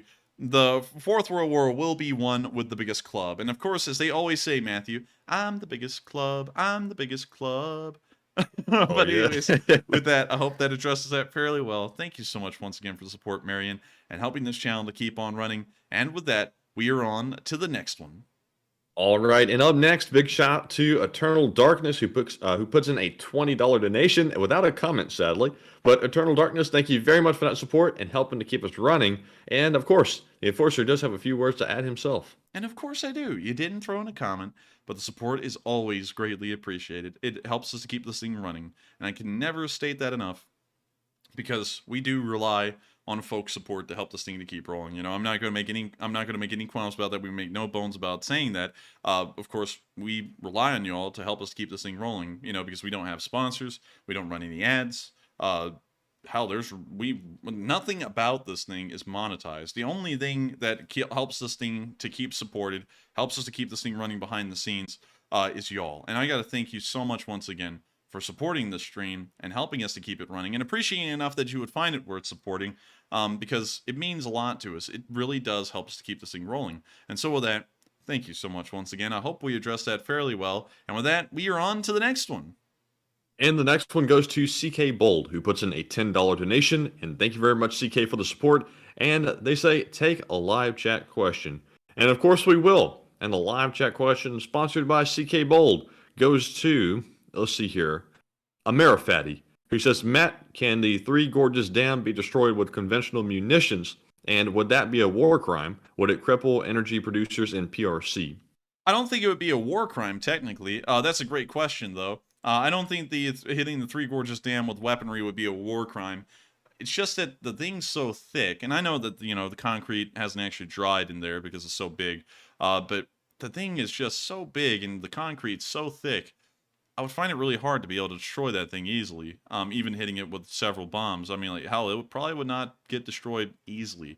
If you did, though, it's possible you could flood the homes of about 300 million Chinese people and cause untold damage to the Chinese economy. You'd probably destroy it almost outright, because some of the biggest and most economically successful cities are on the Yangtze River where the Three Gorges Dam is. So you could do it. It probably wouldn't be a war crime, but the amount of Chinese citizens that you would end up killing by destroying that dam, that probably would be the part where it is a war crime, because you'd end up killing at least millions of them just by the quick flood or tsunami that would be traveling down that river alone. But with that, I think honestly, if we go exactly by like the book, I think it would be a war crime because the Three Gorges Dam is one of their largest hydroelectric plants, so that would be probably considered critical infrastructure. Yes, but also at the same time, it could be considered critical infrastructure to supply the industry of the Chinese, because without electricity, their factories can't operate to produce war materials. And so by destroying that dam, you're removing the ability of the Chinese to produce any extra equipment. So then it becomes a strategic target. Well, I mean, I can see the Russians making that argument in Ukraine, though, but it's still a war crime. Well, I mean, like, the difference, though, is that the Russians will sit there and say, we're hitting the power relays, and then they slam into a kindergarten. The difference with the Three Gorges Dam is that we'd be saying we're hitting power infrastructure, and we'd be blowing away a dam and probably flooding millions of Chinese people until they either drowned to death or they got swept away. Well, really, in that sense, it would most likely be a war crime, but you could still make a good strategic argument for destroying the dam, although, honestly, the amount of people you'd kill would make the decision to do that abhorrent and would most likely galvanize the Chinese into going nuclear because of how many people you killed in China and how enraged they would be because of that. So with that, I hope that answers that question fairly well, and with that, we are on to the next one, and thank you so much once again for support and sponsoring a live chat. All right, and the next one goes to Psyops. He puts in a $10 donation. Excuse me. Excuse me, I had to get that out. Jeez. But let's see here. Oh, yes. Psyops says, quick, someone tell China to tie all their boats together. I hear it helps with seasickness. Oh, hey, look, a typhoon. Where'd their navy go? Look up the 2 failed naval invasions on Japan by China. And I don't even have to. I know about them. And thank you for the support, Psyops, by the way. And what's interesting is that back in the day, the Mongols took over just about everything in China and also in Korea. Then they set their sights on Japan, and Japan was completely underprepared for what the Mongols would bring to Japan if they ever made it there, but they never would. They constructed a navy on the area around Busan, right there, and then they sailed across, and as soon as they were sailing, a typhoon came around, and it literally killed all of them. None of them made it across alive. And so the Japanese were like, hey, this is a miracle. And so they called the storm the kamikaze, which means divine wind. It happened a second time as well. They tried to cross, and for some reason, the typhoon came through at just the right time and killed them all. And so the Japanese were like, man, this divine wind stuff is sweet. So it became a huge part of Japanese history and their legacy that the gods protected them by sending in the typhoons twice to destroy both Mongol fleets.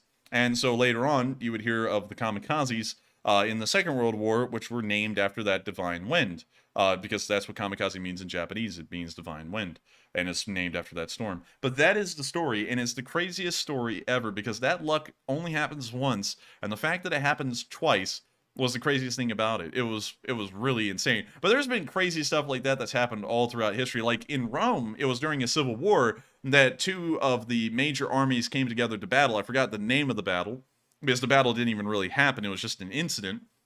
And the 2 armies lined up on the field, ready to engage in battle, and as soon as they had lined up and they were waiting, a meteorite came crashing down into the middle of the field, like literally in between the 2 armies, and just burst. And it freaked everyone out. They thought everyone on every side thought it was a sign from the gods that battle was not ordained to be, and anyone who participated in it would be cursed. And so with both armies lined up, they literally just left. So that's another crazy story from way back in the ancient times, or I guess you could say more so the medieval, well, not really the medieval, that is the ancient times, of another crazy thing that happened back then that you're like, what the hell? Like, that's just bizarre. And it really is bizarre to think that a meteorite would literally crash right in between the middle of the two armies. But with that, I hope that addresses that fairly well, and also gives another little side story. And thank you so much once again for the support, Psyops, and helping this channel to keep on running. Also sharing a really cool story with us. And with that, we are on to the next one. All right, and up next, we have another $10 super chat from Psyops, and thank you very much for the support. And he says, let's see here. I think this one should be fine, actually, Psyops. He told me to look out for this one, but I think it actually looks okay. He says, diesel subs, is that like pump jets? I think a certain Australian believes they can only stay underwater for 8 minutes. Look up Admiral Pump Jet Australia for a funny gaffe. I would pull it up, but it is part of a parliamentary hearing in Australia. I do know exactly what you're talking about, though. I've seen that. And the member of parliament in question, Matthew, said, "Are you telling me that a submarine?" And that's a British accent. Sorry, I'll drop that because I know what's about to happen. But anyways, they said so they can only stay 8 minutes underwater. Why in the world would the Australians spend so much money for a submarine to only spend 8 minutes underwater?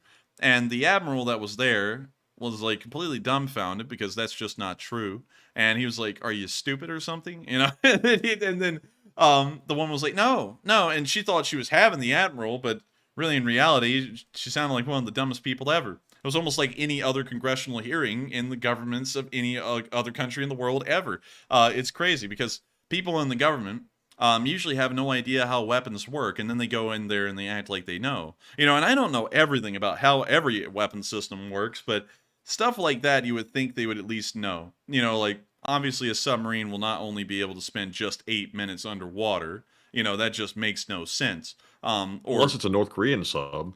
Well, actually, did you know that a North Korean sub actually got destroyed by a fishing net?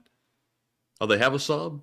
Yeah, they have several subs, and they sent a midget sub into South Korean waters before, I think, to spy on them. And a South Korean fishing trawler was dragging its net through the sea, and the little midget sub got stuck in the net, and the crew freaked out. So the commander literally went up to the whole crew with a pistol and blew their brains out, and then killed himself. And then finally, the trawler was like, there was something huge in the net. They pulled it up, found out there was a sub in it. They called out the South Korean Navy, and then they opened up the hatch to the top of the sub and found out the whole crew had committed suicide. Well, really, the captain had gone around and killed them all and then committed suicide, and that they were in South Korean waters trying to spy on them. So, another crazy story there. But that is a hilarious one. I would show it, though. But it is somewhat political to show because, some people who may live in Australia, and there's a lot of viewers from Australia, will sit there and be like, "Look at that stupid idiot," and they'll know what party they're a part of and everything. But they know I think they may know the story. Still, thank you so much once again for the support, and I hope that does address the comment fairly well. And with that, we are on to the next one. All right, and that story about the North Korean sub was probably worse than I thought it was, actually. I'm surprised they even have a sub, though. But anyways, our next super chat goes to Psyops once again, and he puts in another $10 super chat, and he says, let's see, how do you feel about the naval buildup on Guam? I heard it may flip over. And he asked to look up a video, but sadly, he did tell me that one was political, and it does look political, and he says loads of fun. And I would look it up. That would be probably loads of fun, but, we avoid politics with a burning passion because we never want political battles to begin. And it's always interesting to me whenever we make sure to avoid politics, just talk about diplomacy and strategy, and then people may disagree with our opinions on diplomacy and strategy, and so then they go, "Oh, I thought we never went into politics." We never do. And I'll real quick say a little bit. And I'm so scared because even just bringing up the words in a sequence like brings out the Manchurian candidates and some, but things that I consider politics is things like gun control, birthrights, stuff like that. That's inherently political. Things like talking about the United States' position on the world stage, and anything revolving around that, or France's position on the world stage, that falls under a diplomatic arena. And while of course, political parties can, talk out what they like or what they don't like about their strategy in the world, it isn't political in the sense that I consider political, that really has no aim on the war in Ukraine, because believe it or not, funnily enough, people try and somehow tie all that crap into the Ukraine war, and that just makes no sense. Other things like diplomacy, that ties into the Ukraine war, because France's position in the world actually directly pertains to Ukraine, because if they side with the Chinese, their support may wither up and dry away. So, you know, that is what it is. But anyways, hope I addressed that fairly well, and thank you so much once again for support, Psyops, and helping this channel to keep on running. You are one of the people who are helping us to keep alive right now. And with that, we are on to the next one, and thank you once again for the support. All right, and speaking of Psyops, we have another one from Psyops. He puts in another $10 donation. And he says, speaking of Navy altercations, have you heard about the United States Navy versus the Spanish Lighthouse? Devastating altercation. Look up Spanish Lighthouse, U.S. Navy. I have heard about this one. This one is an old story. Spanish lighthouse, and sometimes the lighthouse changes in the stories. Sometimes it's an Irish lighthouse. Sometimes it's all kinds of stuff. But anyways, it is an urban legend, because I don't think this ever actually happened, and if it did, it probably got buried quickly. But anyways, so supposedly a whole entire carrier task group was on a collision course with a lighthouse. And you can see right here, they actually call it a Canadian lighthouse. Right here, we can see it's Canadian or Irish or it's Spanish. But anyways, they tell the unidentified vessel to alter its course, and they say no, and then the U.S. Navy says we're going to blow you away then, and then the lighthouse says we're a lighthouse, so, you know, go ahead and try. And that's the whole story. One thing I always found weird about the story, this is just me, you know, I'm just saying this, is wouldn't the U.S. Navy, you know, I'll give it a little bit of credit to the story, though, because somehow U.S. destroyers were running into merchant ships in the Sea of Japan like it was running out of style for about a year. But it's weird to me to think that the story ever got, like, credence or anything, because, you know, ships have maps of the sea. You know, it's like, they would obviously see it's a lighthouse, but, you know, anyways, with that, I thank you so much for the support, It's a really funny story, though. I've heard this one, like, maybe a million times. Literally a million times. But still, thank you so much once again for support. I hope that does address that fairly well. And with that, we are on to the next one. And I just saw LSA Charlie say, we need a political channel. Oh, No. We've seen a case study of how that goes, and we're not going to repeat it. Good Lord. And here's my thing. You know, of course, like with my whole speech about I'm not stopping this thing no matter what, let me get on another speech real quick to rile everyone up. This channel is about supporting Ukraine. I do not care if you are a Tory or a Labor Party or a Republican or a Democrat. I don't care who you are. I don't care what you look like. I don't care about any of that. What I care about is if you support Ukraine. Because much like I realize that people are dying over there, they're still dying over there. And if that means that I need to look over people's affiliations or anything about them to make sure that support for Ukraine is as high as it can be, we are going to keep doing that. I'm never going to sit there and break our political neutrality on this channel to just try and get into some internet fun, because supporting Ukraine is the #1 priority. There are hundreds of Ukrainians that are laying down their lives each and every day over there in that country to try and defend the entirety of the Western world, and I'm not going to jeopardize their position or saving lives so that way I can sit there and mouth off my political opinions and feel like I'm saving the world. It doesn't matter how much I talk about politics. It doesn't really matter how much y'all talk about politics. We're not going to change the world. All I'm going to do doing that is splinter this incredible Leaf Spring army into multiple pieces and probably diminish the support that we help with Ukraine. That is my whole thing about why we do not go into politics. And of course, I'll say this real quick. You know, many of y'all try and, put me in political fields. You know, I've seen that a lot. I've seen people say that I'm one side. I've seen people say that I'm the other. I don't answer that question, of course, you know, because it's like, whose business is that? And on top of that, I'm keeping this thing as neutral as possible. We keep it so neutral, we don't even touch on politics. And so, you know, and usually it's haters that try and get me with politics. And I've seen both of them. You know, I've seen people say that I'm one side or I'm the other. You know, I'm the side of the current sitting president or I'm the side of the last president.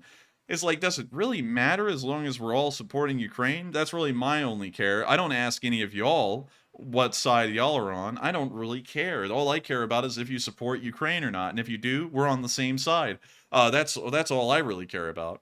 But with that, I hope that answers that question. I hope that addresses that fairly well. And it's no jab against you. I mean, like, it's an interesting idea, you know, for sure. But I still want to make sure that we never go into that. And actually, I saw someone sit there, you know, and many of y'all probably know who this is, but he sat there and said in some kind of a rant against us just not too long ago, he wants to be the president, but he's not going into politics.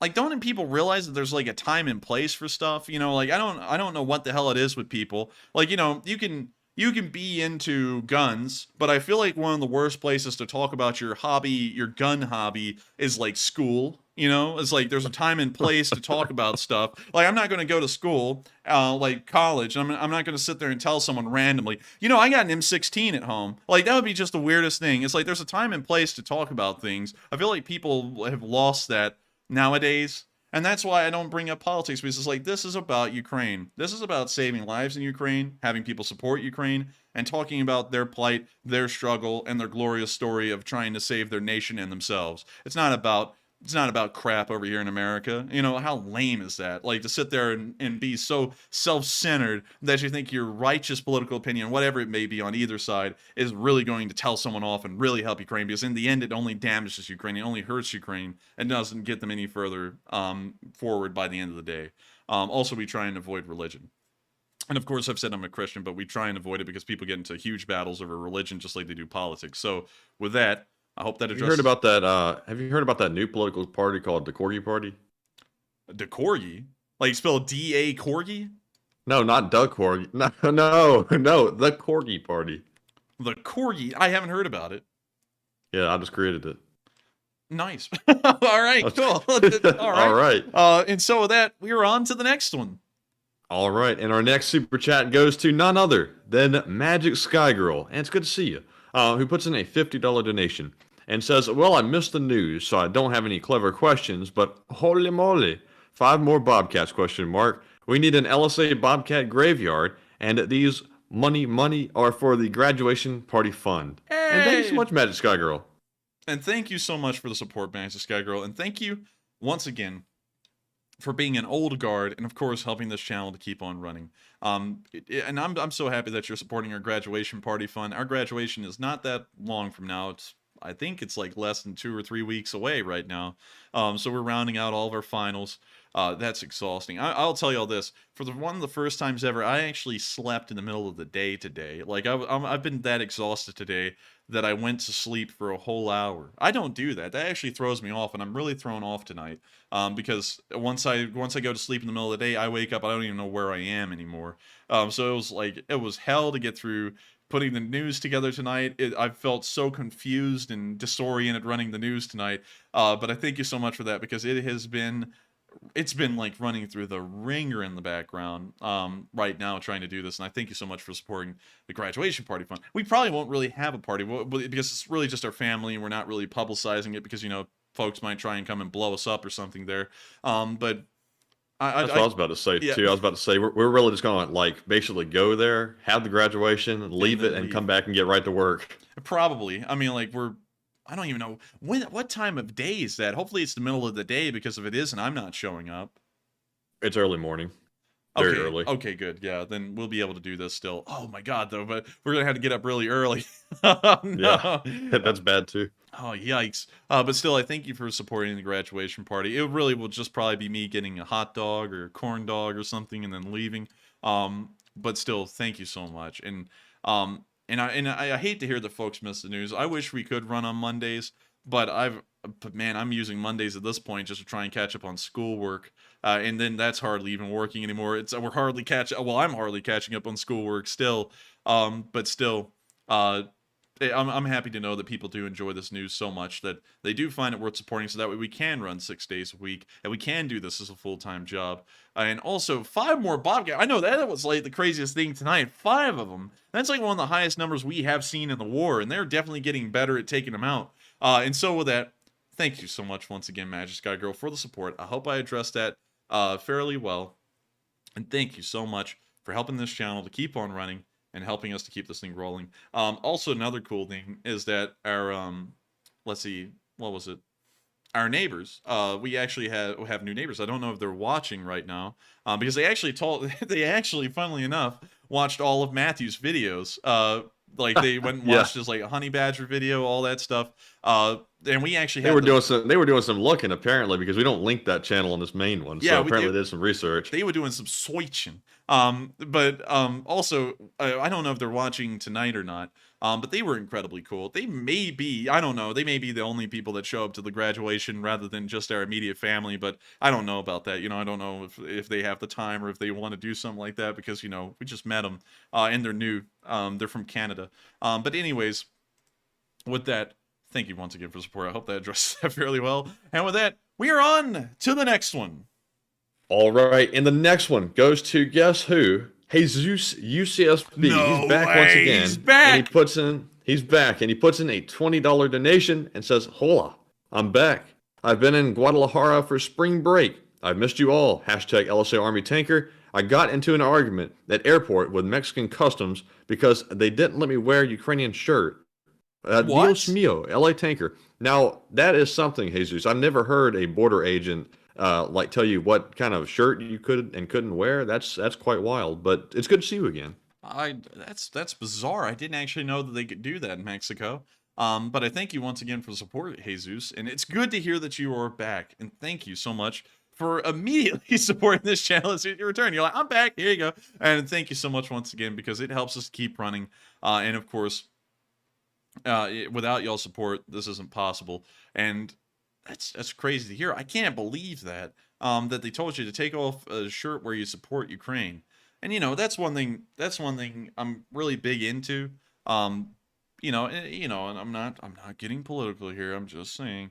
I'm big into free speech. Because, and here's one thing people are going to say, oh, he's big into free speech, but he bans pro-Russians off his live chat. Yeah, because this is a pro-Ukraine channel. So, it's like, you either enjoy the show, and if you don't, you go.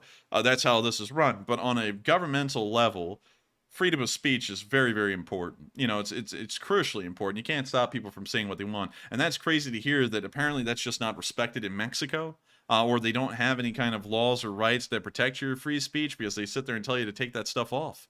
That's crazy. But still, it's good to have you back. It's good to have you back in the States. And welcome back for the large part. And thank you so much once again for being one of our most famous NAFO and LSA Lee Spring Army tankers. And so with that, thank you so much once again for the support. I hope that does address the comment fairly well. And with that, we are on to the next one.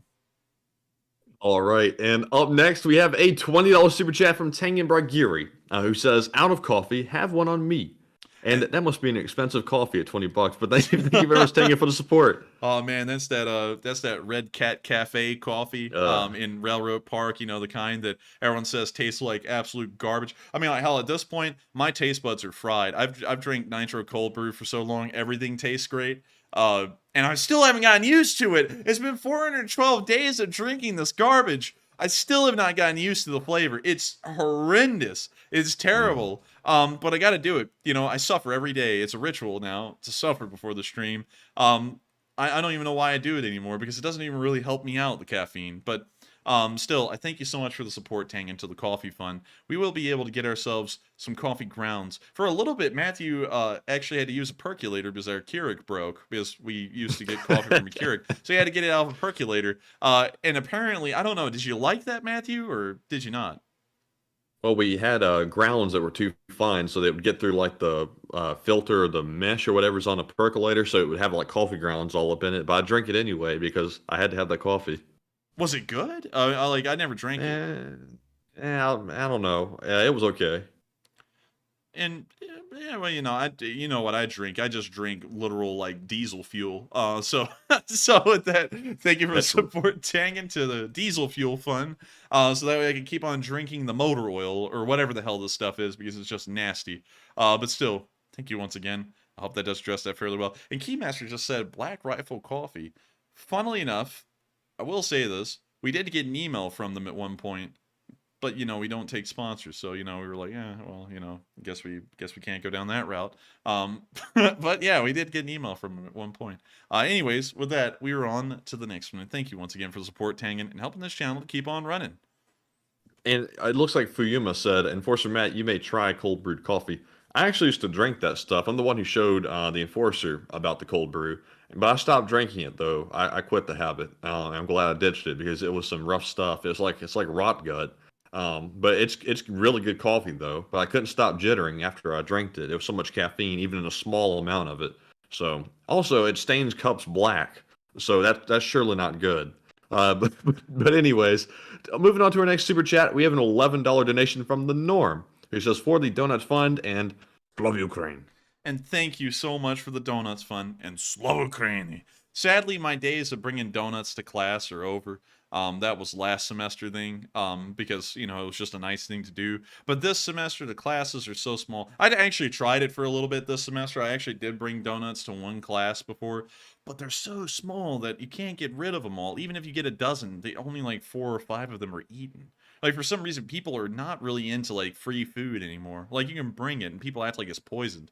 Man, they're smart for that. I'm surprised people were eating them in the other class you brought them to. Well, yeah, but I mean, like, once you bring them and you see that people aren't dropping dead, you know, you'd be like, oh, I guess he's just doing it to be nice, you know? Like, hell, man, people at college, though, are weird. Like, you can sit there and, like, be like, you know, like, I'm just saying they kind of are, because you could be like, hey, how are you doing? And people just, like, they act like that's, like, an unspoken rule that you're not supposed to, like, communicate with each other. You know, it's weird. Like, just being honest, it's kind of weird. But anyways. Yeah, it's a little weird. But anyways, I thank you for the donut fund because I love donuts. I don't know about those folks anymore, like eating donuts and all that stuff. But I love donuts, and I love the ones that we used to get. They're not Krispy Kreme ones because, you know, nothing to rat on Krispy Kreme. You know, I had a Krispy Kreme a while ago. I've sinned. It wasn't that bad actually. It's just that they're so sugary, and I'm not really one for sugar. I get sick when I eat sugar. So I have to go for the less sugary ones. And the ones we used to get, oh my God, they were perfect. I mean, they really were perfect. And then there's this place called the Donut Hole down in Ocean Springs in Mississippi. I think they have to be nationally known at this point for making the best donut. Like, you can't top them. But anyways, with that, thank you so much once again for support to the Donut Fund. I hope that does address that fairly well. And with that, and Livonia Livin said, it's called being an introvert. No, these people take it to a whole other level. Like, it's fine to be introverted and not really want to talk to people. But when someone does talk to you, though, it's like, it's okay at that point to say, like, oh, I'm doing pretty good. How are you? And then just end it there. You know, but instead they look at you like you've, like, assaulted them or something. It's like they don't really know what to do. And I'm like, what the hell? I'm like, you know, I'm a very talkative person, as y'all may be able to tell, and I try and be very sociable and very nice to people whenever I meet them in real life, even if I don't really know them. And people sometimes just, I don't know, they don't take that well. They freak out. I don't know why. You know, I don't freak out. Maybe because, you know, I do this every night. I didn't even freak out before I started doing this every night. I was still nice to people. And I'm like, what? Are you okay? It's like you're having like a breakdown over here. But anyways, yeah, you're right. It's probably just like extremely introverted, but I feel like that's introverted to the point it's damaging. You know, like at that point, it's time to like get out of a shell a little bit and make sure that you can at least be around people without breaking down. But anyways, with that, thank you for bringing that up, Lafonia. They said, yeah, that's awkward. Yeah, it kind of is. But you know, I guess that is like extreme introversion. But how the hell did they even get to college being that introverted? I don't know. Oh man, when the professor says, "Okay, it's time for a group activity," oh god, oh god, dude, the sirens start going off in some people's heads. You can see them frantically looking around, going, "I have to deal with these people!" Like they're like freaking out and everything. Yes. But oh man. Like, but, you know, you meet some really nice people in college. You know, there's some really great people I've met at college. A handful of them. You know, some people, you know, it's like, it's cool to meet them. You know, don't really jive or something. But, you know, it's not that all people at college are, like, weird. It's just that the large amount of them are, at least to me, with how they, like, socially interact with people. But anyways, with that, we are on to the next one. All right, and our next one goes to the B Knight 3, who puts in a $10 donation and says, I just got back from Taiwan on the 1st. Good people, good food, and they are starting to give incentives to visit. Support democracy any way you can, and if anyone here decides to visit, enjoy airsoft. Excuse me. And they have a lot of airsoft in Taiwan? Apparently so. I mean, it's good training. That's interesting. And also, thank you so much for the support. Really cool to hear that you were over in Taiwan. I've always been interested in the Far Eastern countries like Taiwan, Japan, and South Korea. Nowhere else really, because I don't want to go to North Korea, because I know one thing. I would probably be the guy who didn't even commit a crime, and they would detain and then put me into hard labor planting apple trees, and I'd come back a vegetable. I know that would happen to me, so I don't want to go there. And I don't want to go to China either, because they're very controlling whenever a tourist comes over. And also, like nobody ever says this, you know, at least outright, you know, anywhere on mainstream, but the Chinese are actually pretty racist. You know, like just saying from the stories I've heard, they are like pretty hardcore, you know, like to everyone that is not Chinese. And I'm like, dang. Like, you know, some of the stories you hear, it's like, good God, like if that happened in America, someone would be canceled for that. Over there, though, it's just like expected. It's crazy weird. But anyways, moving on from that, I would love to go over there. And also, I didn't know the airsoft was that good. But there is this cool story though. About Taiwan is that there is a group like the native Taiwanese people, because there were actually native Taiwanese people who lived on this island before the KMT fled mainland China to come here, you know, to this like just, you know, random island pretty much. These people were pretty rural, I guess you could say, and they hunted for a living. And what's interesting is that Taiwan in the modern world has outlawed you purchasing a gun, but they don't outlaw you building them or making them, or buying ammo. And that's why these hunters, you know, these rural hunters still have guns. They have to make them themselves. And of course they can buy the ammo and all that stuff, but they can't buy them. And so they have this really weird gun culture, kind of like the Khyber Pass, where they make their own little handmade guns. They're like all single shots though. But it's still a really interesting little gun culture that they have in Taiwan due to the native Taiwanese people. But still, sounds really cool. I would love to go over there and check it out because, well, not soon, right now at least, because, you know, they might be in war and then I get stuck there, but I would like to check it out in the future. And so with that, thank you so much once again for the support and sharing your cool story about Taiwan with us. And with that, we are on to the next one. And thank you once again for the support. All right, and up next, we have a $10 super chat from Tengen Bragiri once again. And on this one, no comment. But Tengen, thank you very much for the second super chat of the night and continuing to support the channel. And we do appreciate it very much. And also, I'm happy to see you change your name back to Tengen Bragiri because now I don't have to say formerly anymore. So thank you very much. And with that being said, we're moving on to our next one, which is from Psyops once again. He puts in another $10 super chat, and he says, how was your Easter, Andrew and Matt? Did you dress up as Mr. Corgi? I got to play with my little nephews and his cousins. He got a stick at one point and hit my brother, his dad, right in the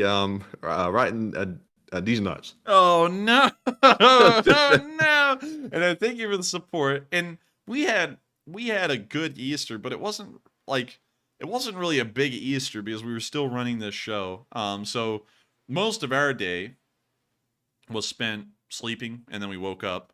And then, you know, it's like, hey, happy Easter. And then we didn't have boiled egg sandwiches, much to my dismay. So I was kind of saddened about that. And then we just went to work and we set up the Sunday night fundraiser and ran the Sunday night fundraiser.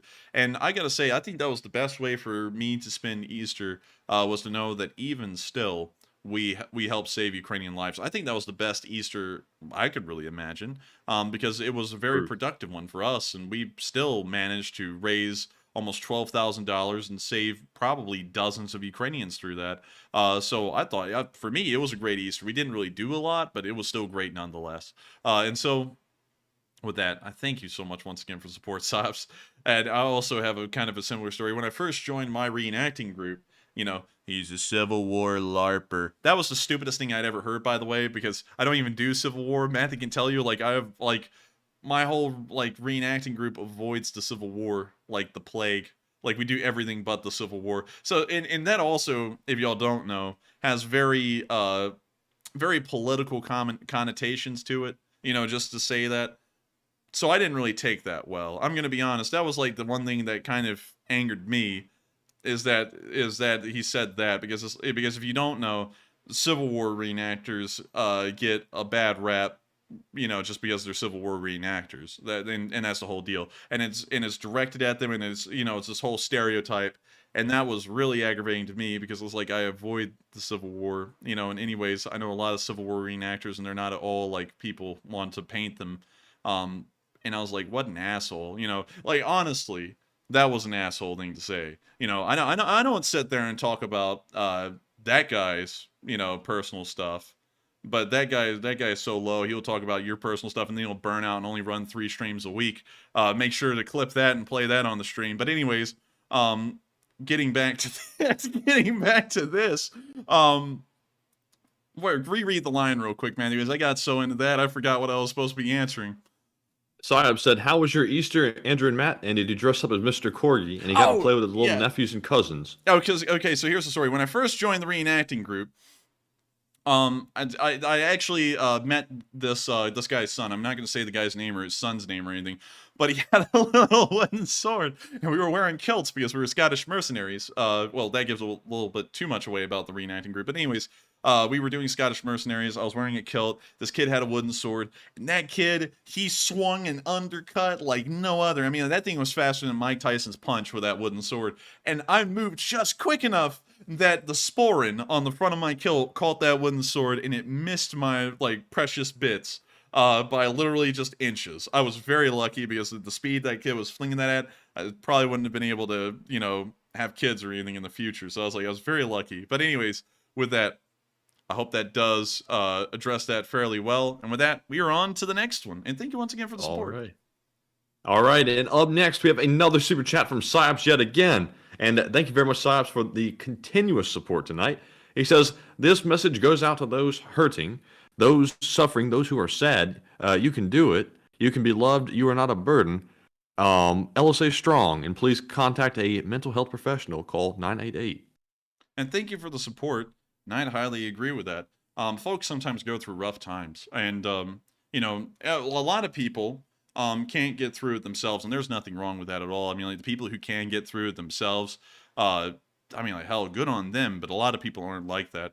So it's always important to always reach out to folks. You know, sometimes not professionals, maybe just close friends. You know, and tell them what's going on with you. So that way maybe they can, you know, maybe you can just bounce things off of them or vent a little bit or something like that, because it's always important to make sure that you don't bottle everything up, because then it, you know, boils over. But with that, I thank you for the support. I hope that does address that fairly well. And with that, we are on to the next one. All right. And the next one goes to Dupper Bob, who puts in a $10 donation, and he says, ... for the coffee. And ... thank you for the coffee. We will make sure to have ... coffee. And so with that, thank you so much once again for the support. I hope that does address that fairly well. And with that, we're going to be moving on to the next one. But real quick, though, I actually saw someone say when I was talking about something else, they said, "Well, that doesn't make you look that good." I'm going to say this real quick. I try and keep my own personal feelings of things out of the stream. But one thing I don't like is when people sit there. You know, like, it's one thing to dislike my content, because that's a valid critique. Not everyone's going to like this thing. But to sit there, especially when you've got so much on yourself that someone could just blast you on, and then sit there and start blasting someone and just completely misrepresenting them to just bash them, you know, after we sit over here and we do this nonstop, you know, because we care about Ukraine, that really aggravates me. And especially aggravates me when they go after something you do as a hobby and try and make sure that there is some kind of a political undertone that they try and put to you when you try and avoid politics to try and make you look worse. That didn't really make me happy at all. And well, it shouldn't. No, it shouldn't. That didn't really make me happy at all. And I guess you could say, I mean, you could say a million things. You could really say a million things to that. And we've never called any streamer out by name. One, because it's against the harassment policies, and two, because that is just low and classless, especially to sit there and attack someone's, like, personal attributes or their interests. Like, we attacked the guy because he attacked us. You know, that's what we do. But anyways, with that, we're on to the next one. Oh yeah, once you see somebody's classless, you gotta start ignoring them. Like, I could care less about the guy. Like, honestly, once you look into his background, you're like, oh geez, one of these type people. Oh gee, but anyway. Oh man. But anyways, we're on to the next one.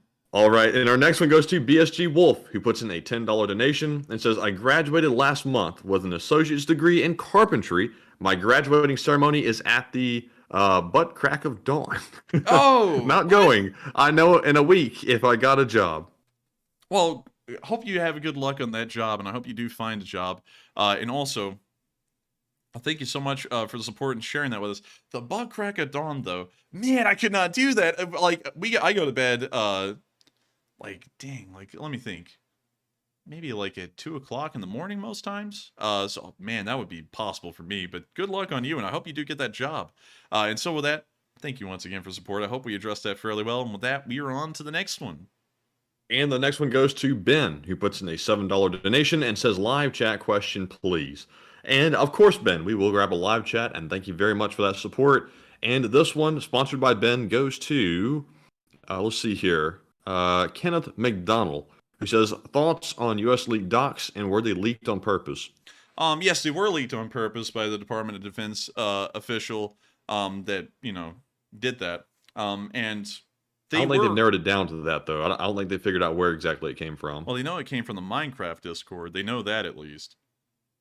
Yeah, but like outside of that, they initially started by looking internally at the Pentagon, and now they've expanded it and broadened it to people outside the Pentagon and other countries now too, because they're really not sure, like, really where the original source came from.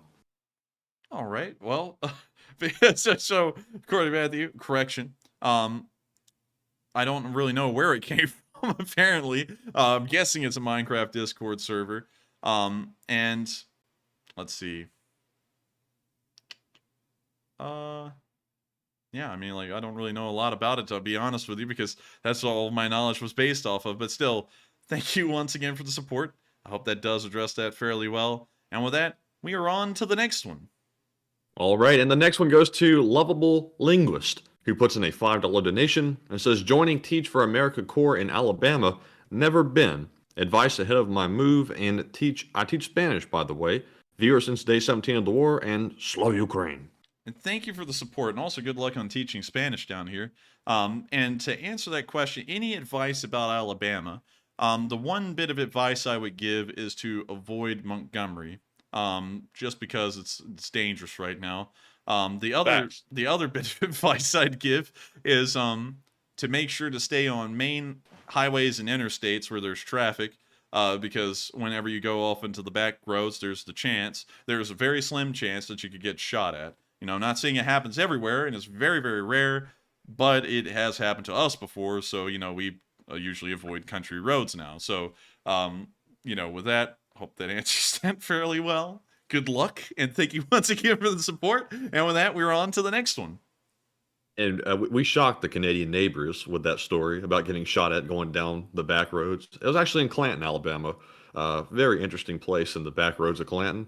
But anyways, our next super chat goes to Craig Platel, who puts in a $5 donation and says, when running on battery, a diesel sub is quieter than a nuclear sub.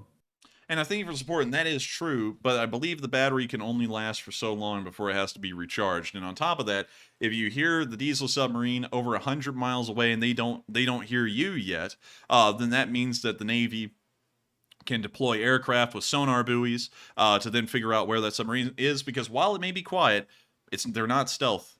They are not stealth. And so they will still be picked up on a sonar. So as long as you can hear them, you start dropping sonar buoys around them, figure out where they are, and then you can start diverting your resources that way to take out the sub. So while they will have a battery and they will be quiet once they get close enough, that's if they're able to get close enough. And the chances of that are much lower due to them being so loud. And so with that, I thank you once again for the support, and I hope that does address the question fairly well. And with that, we are on to the next one.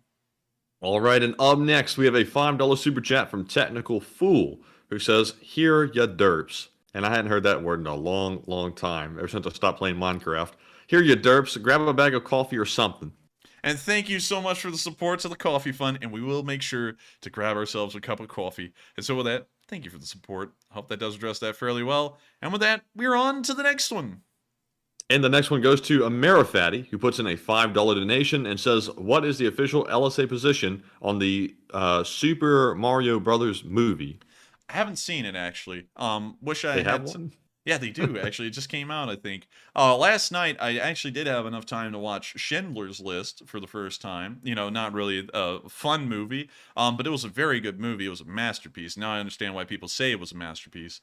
But I haven't seen that one. It won 80 from Schindler's List, but I haven't seen that one. I'll try and watch it, though. But for now, I'm going to have to remain undecided due to a lack of video evidence to show how good the movie really is or how bad it is. And so with that, thank you once again. I hope that does address that fairly well. And with that, we're on to the next one. Carter said, Alabama sounds wild.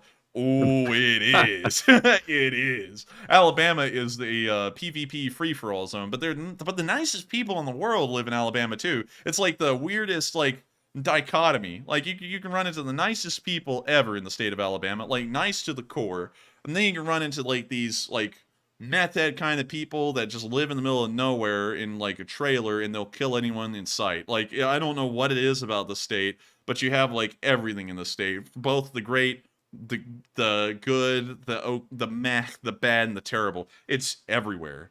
I mean, you really got to learn the state. Like, hell, I don't even know what this place is. Like, around the Bankhead National Forest, like, what is out here? Like, nobody knows. It's like if you go out there, you just disappear, it seems. Like, I've never heard of anyone actually surviving or living in this area of Alabama. It may as well be fake. Man. Yeah, call them out. And Interstate 22 goes right through it. And, like, I guess that's the only safe place there. You just don't know what happens out there. But anyways, that's enough of that. We're on to the next one, and thank you once again for the support. Well, actually, thank you once again for saying Alabama's a hell of a place. Indeed. And up next, we have a $20 super chat from Skip Tracer 007. And no comment, sadly, but a super sticker. This super sticker says, "Thanks for being you." And, you know, haters will say that we're narcissistic. And this pair is looking at itself in the mirror, and it loves itself in the mirror. Look at that. Do you see it? Yeah, I do. Man, that thing is going wild, man.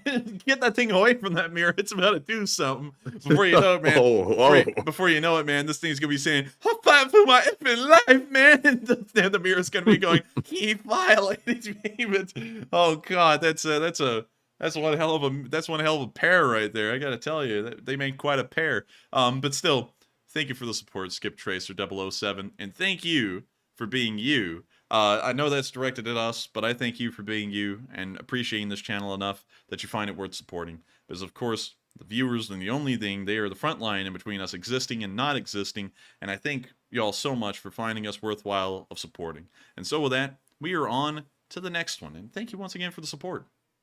And the next one is from Raj Kapoor. He puts in a $5 donation and says, "Keep up the good work," and take a question from the chat. And also, I saw him say in the live chat that the Super Mario Brothers movie is actually pretty dang good. So I've never seen or heard of it, but I'll have to check it out now because I'm curious. But thank you very much, Raj, for the support. And of course, we will grab a live chat question. And let me go to the top of the spreadsheet. And this one is going to go to... Let's see here. I saw one I wanted to call out a second ago. Let's see.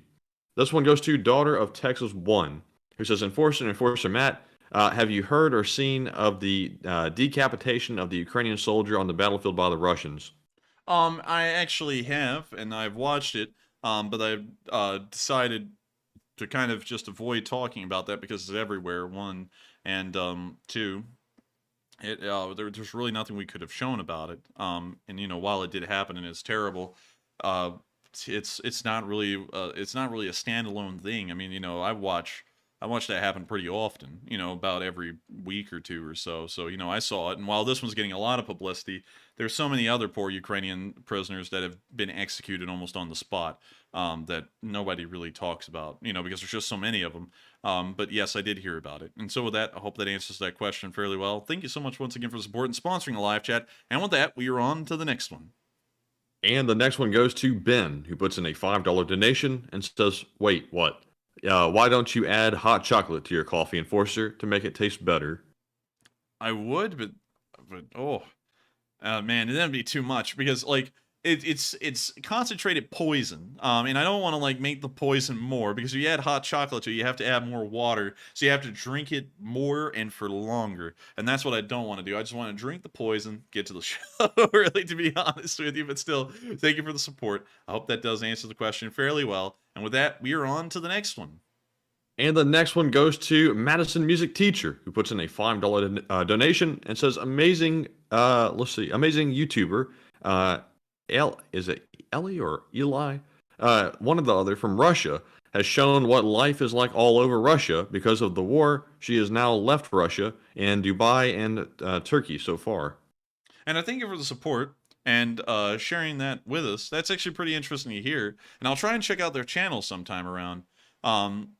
So thank you so much once again for the support, and I hope that does address the comment fairly well. I'm very interested to hear about the story of a Russian that documented life and then probably fled so that they wouldn't be put in jail for showing it. And so with that, we are on to the next one, and thank you once again. All right, and the next one goes to Epic Trains Canada, who puts in an $8 donation and says, I hope your studies are going well, and remember to eat your vegetables. and start investing young and say no to the drug. Wait a minute. Igor and Slav Ukraine. And thank you so much once again for the support, Epic Trains Canada. And the studies are going well. I say that with a little bit of because it's like I look at the deadlines and I'm like, oh my god, like I've got to get all this done. And I'm falling a little bit behind, but it's no big deal because of course it can be done and it will be done. But it's like, golly, especially with one of these essays, it's 12 to 15 pages and it's got to be cited and everything. And I'm like, oh god, I'm like, this is gonna be tough. It wouldn't be tough if it wasn't for everything else that I do. But considering that everything else is going on, writing 12 pages is like, jeez, sheesh. It's like, this is going to take a while. It's going to be really tough.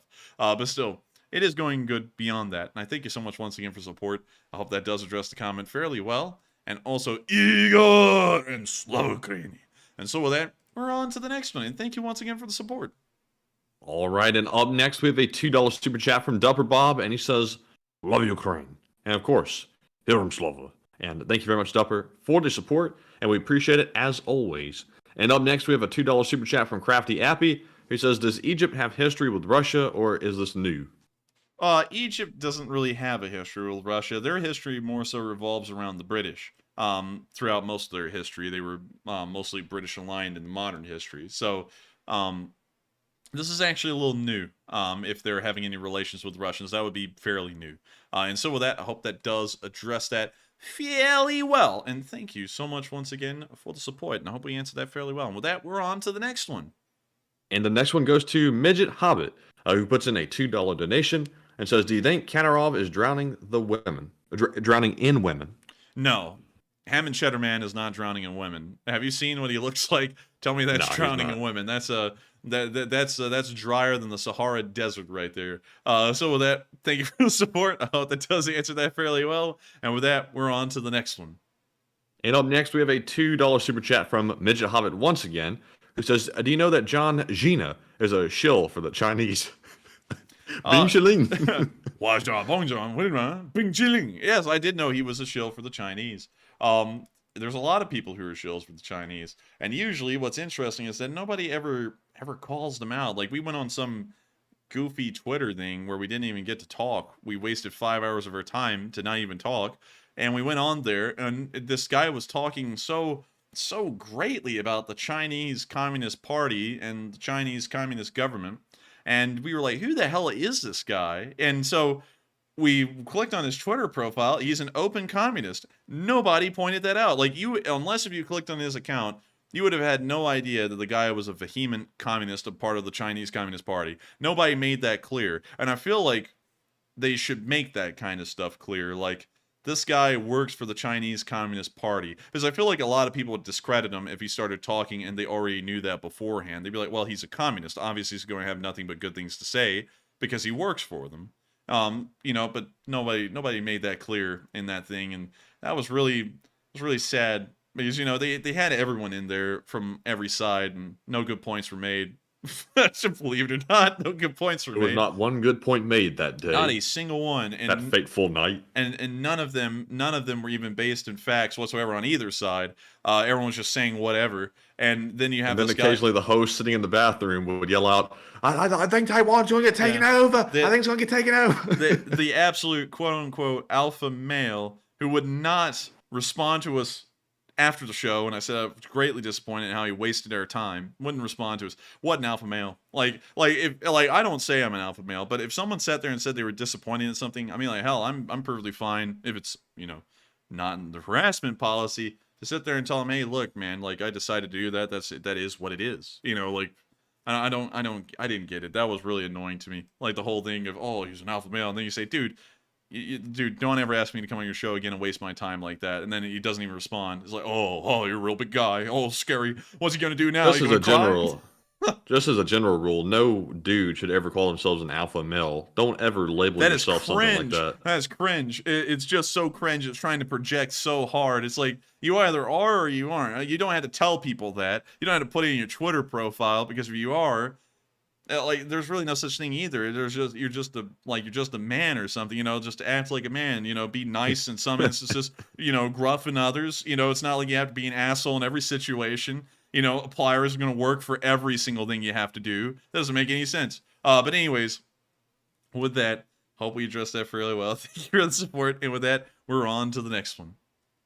And the next one goes to Slava Something, who puts in a $1 donation. And thank you very much, Slava Something, for the support. And we do appreciate it very much. So with that being said, we're moving on to our live chat questions. And up first, we have the Morse code, solved by JP's Gone Fishing, Rumpelstiltskin, C. Fay, Mark Hodges, Cliff Simonson, Dark Warrior 137, Paul Schultz, and Earl Bernew. It says, we're never going to give you... Oh, damn. No, man. Read it off, Enforcer. Never going to give you up. Never gonna let you down. Never gonna run around and desert you. That's the sound of money, and y'all got that correct. That is the Morse code message tonight, and Matthew got rickrolled. And so with that, we're gonna be moving on to the next one. And thank y'all for deciphering that Morse code message. Y'all been doing that for 412 days, and I finally decided to throw in a rickroll in the 412th day. And so with that, we're on to the next one. All right, and with that being said, the next question we have here is from Americano Ranger, who says, what happens to the Russian spy that got arrested here in the U.S.? The Russian, he'll be put in prison. He'll be put in prison for spying and espionage, and we'll probably try and get him put towards a prisoner exchange here in the future. So with that, I hope that does address that fairly well, and we are on to the next one. All right, and up next, we have a question from Casey, who says, I think you guys missed the new Canada weapons package going to Ukraine. I think we may have. And sadly, due to time constraints, I can't look for it. But still, thank you for the support, and thank you for sharing that with us. And I will look around to try and find it. And so with that, we're on to the next one. And thank you once again. And the next one goes to, let's see here, AF Kaplan, who says, do you think that Putin and Xi are coordinating their efforts regarding Taiwan to divert U.S. attention from supporting Ukraine? No, because the Russians are stretched thin enough as it is just fighting the war in Ukraine. They certainly don't have the time, the effort, nor the resources to try and divert us towards Taiwan. That's a solely Chinese affair for the as far as I'm looking at it. And so with that, thank you so much once again for a pretty good question, actually, and I hope that answers that fairly well. And we're on to the next one. And we have a question from MJ, who says, is Russia producing any tanks now? From what we know, kind of, sort of. I mean, like they're restoring old ones to where they're operational, but that's about it. We haven't heard of them able to produce new modern tanks like T9DMs or T14s due to the sanctions. And so with that, I hope that answers that question fairly well, and we are on to the next one. And up next, we have a question from Luis Noel Magana, who says, do you think Egypt will pay consequences for trying to supply the orcs with 40,000 missiles on the low pro? Cheers.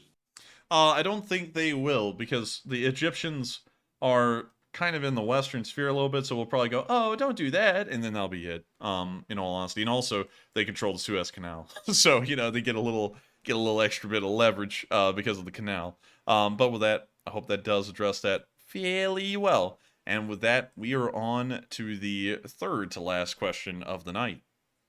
All right, and we have a super chat this time from Midget Hobbit once again, who puts in a $2 donation and says, the interview movie told me that Kim drowns in women. It's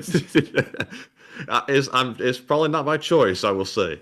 It's probably not by choice at all, but I do thank you for the support, and I think that actually be a true statement for Kim, but, how voluntary is that, though? Not voluntary, I'll tell you that. Also, look how small Pyongyang is, man. This city is tiny. It's very tiny. It's the only place in the country that looks somewhat civil. Somewhat civil, except for the massive-ass labor camps they have on the outskirts of the city, where people... And also the morning haunting wake-up call that they have. Let's see. I can't remember it, but sometimes they play, let's see, Do We Live Like in Those Days or something like that. Like, I actually know some of the songs they play, and I'm like, oh, it's that one. But they have, only, 6 songs that they switch around. So you hear, the same 6 songs every single week, and then at one over again. But anyways, with that, I hope that it addresses that fairly well. And thank you once again for support, Midget Hobbit, and helping this channel to keep on running. And with that, we are on to the next one. All right, and up next we have another super chat. This one is from Psyops once again. He puts in another $10 super chat, and thank you very much, Psyops. He says, "What is an alpha? I don't know these Gen Z terms." And it's one of those terms that tries to label people's stuff, and there's really no purpose in it.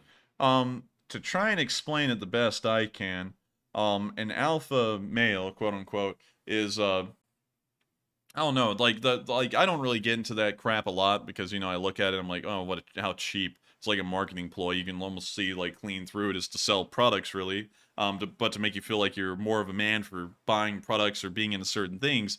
But usually it's very, very materialistic. It's very materialistically based. Usually around crypto coins, which I'm strongly adverse to, because crypto coins are practically a scam, in my opinion. I know some people are gonna be like, "What? No, they're not." To me, they are. Like, and that's my own thing. But and then also usually never take any crap. I mean, it's a very superficial kind of way of living, in just my opinion, because it's almost revolving entirely around materialistic things and then also being a jerk while trying to just gather up materialistic stuff.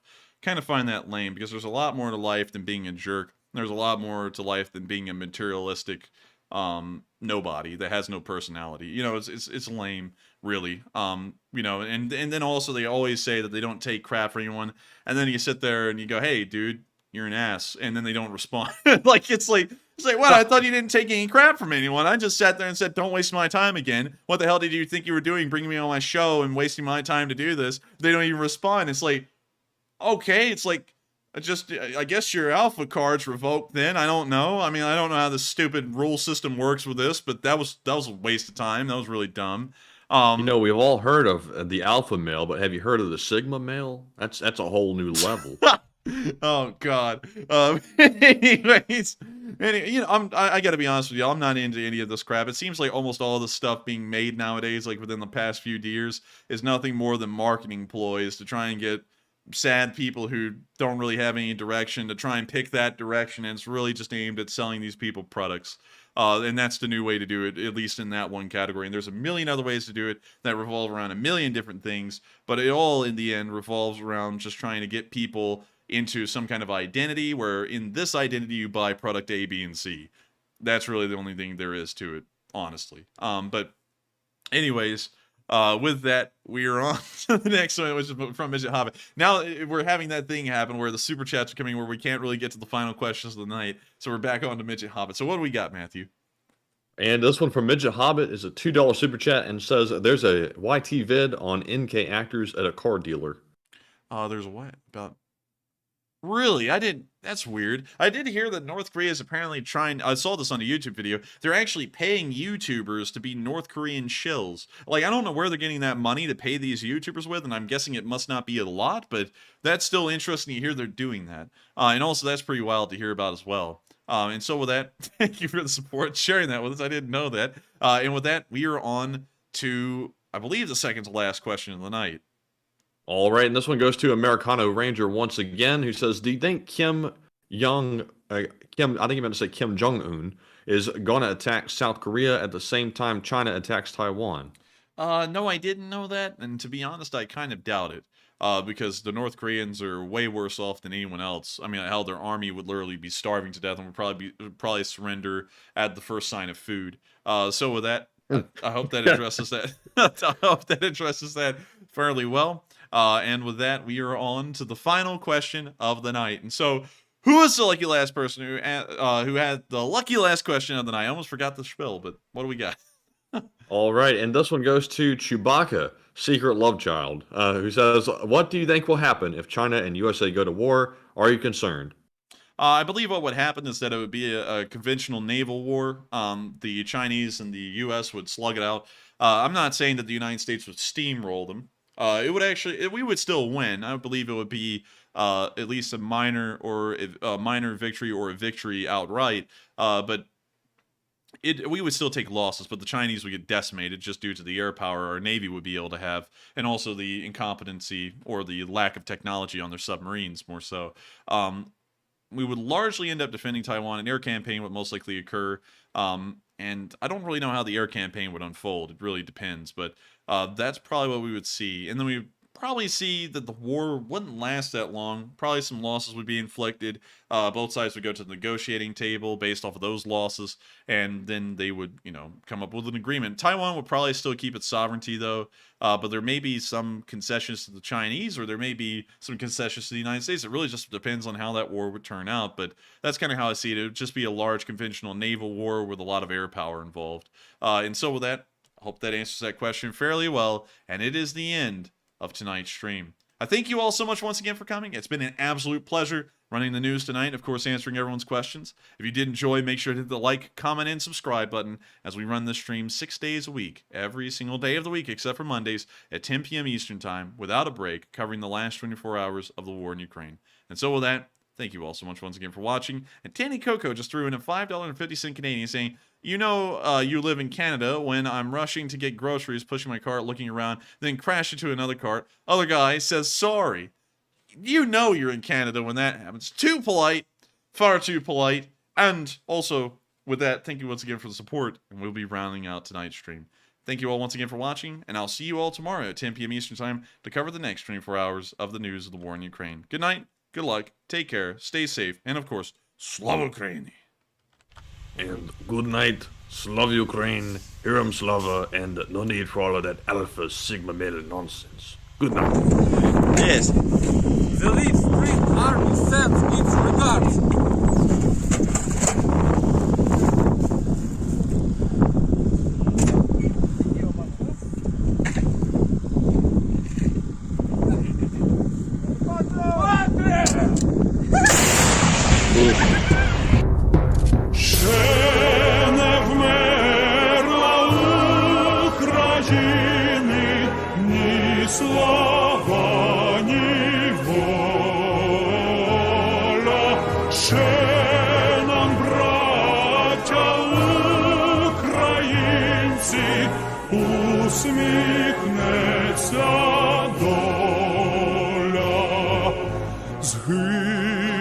Наші вороженьки, як роса на сонці,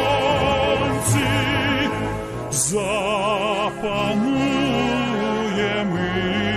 ми, браття, у своїй сторонці.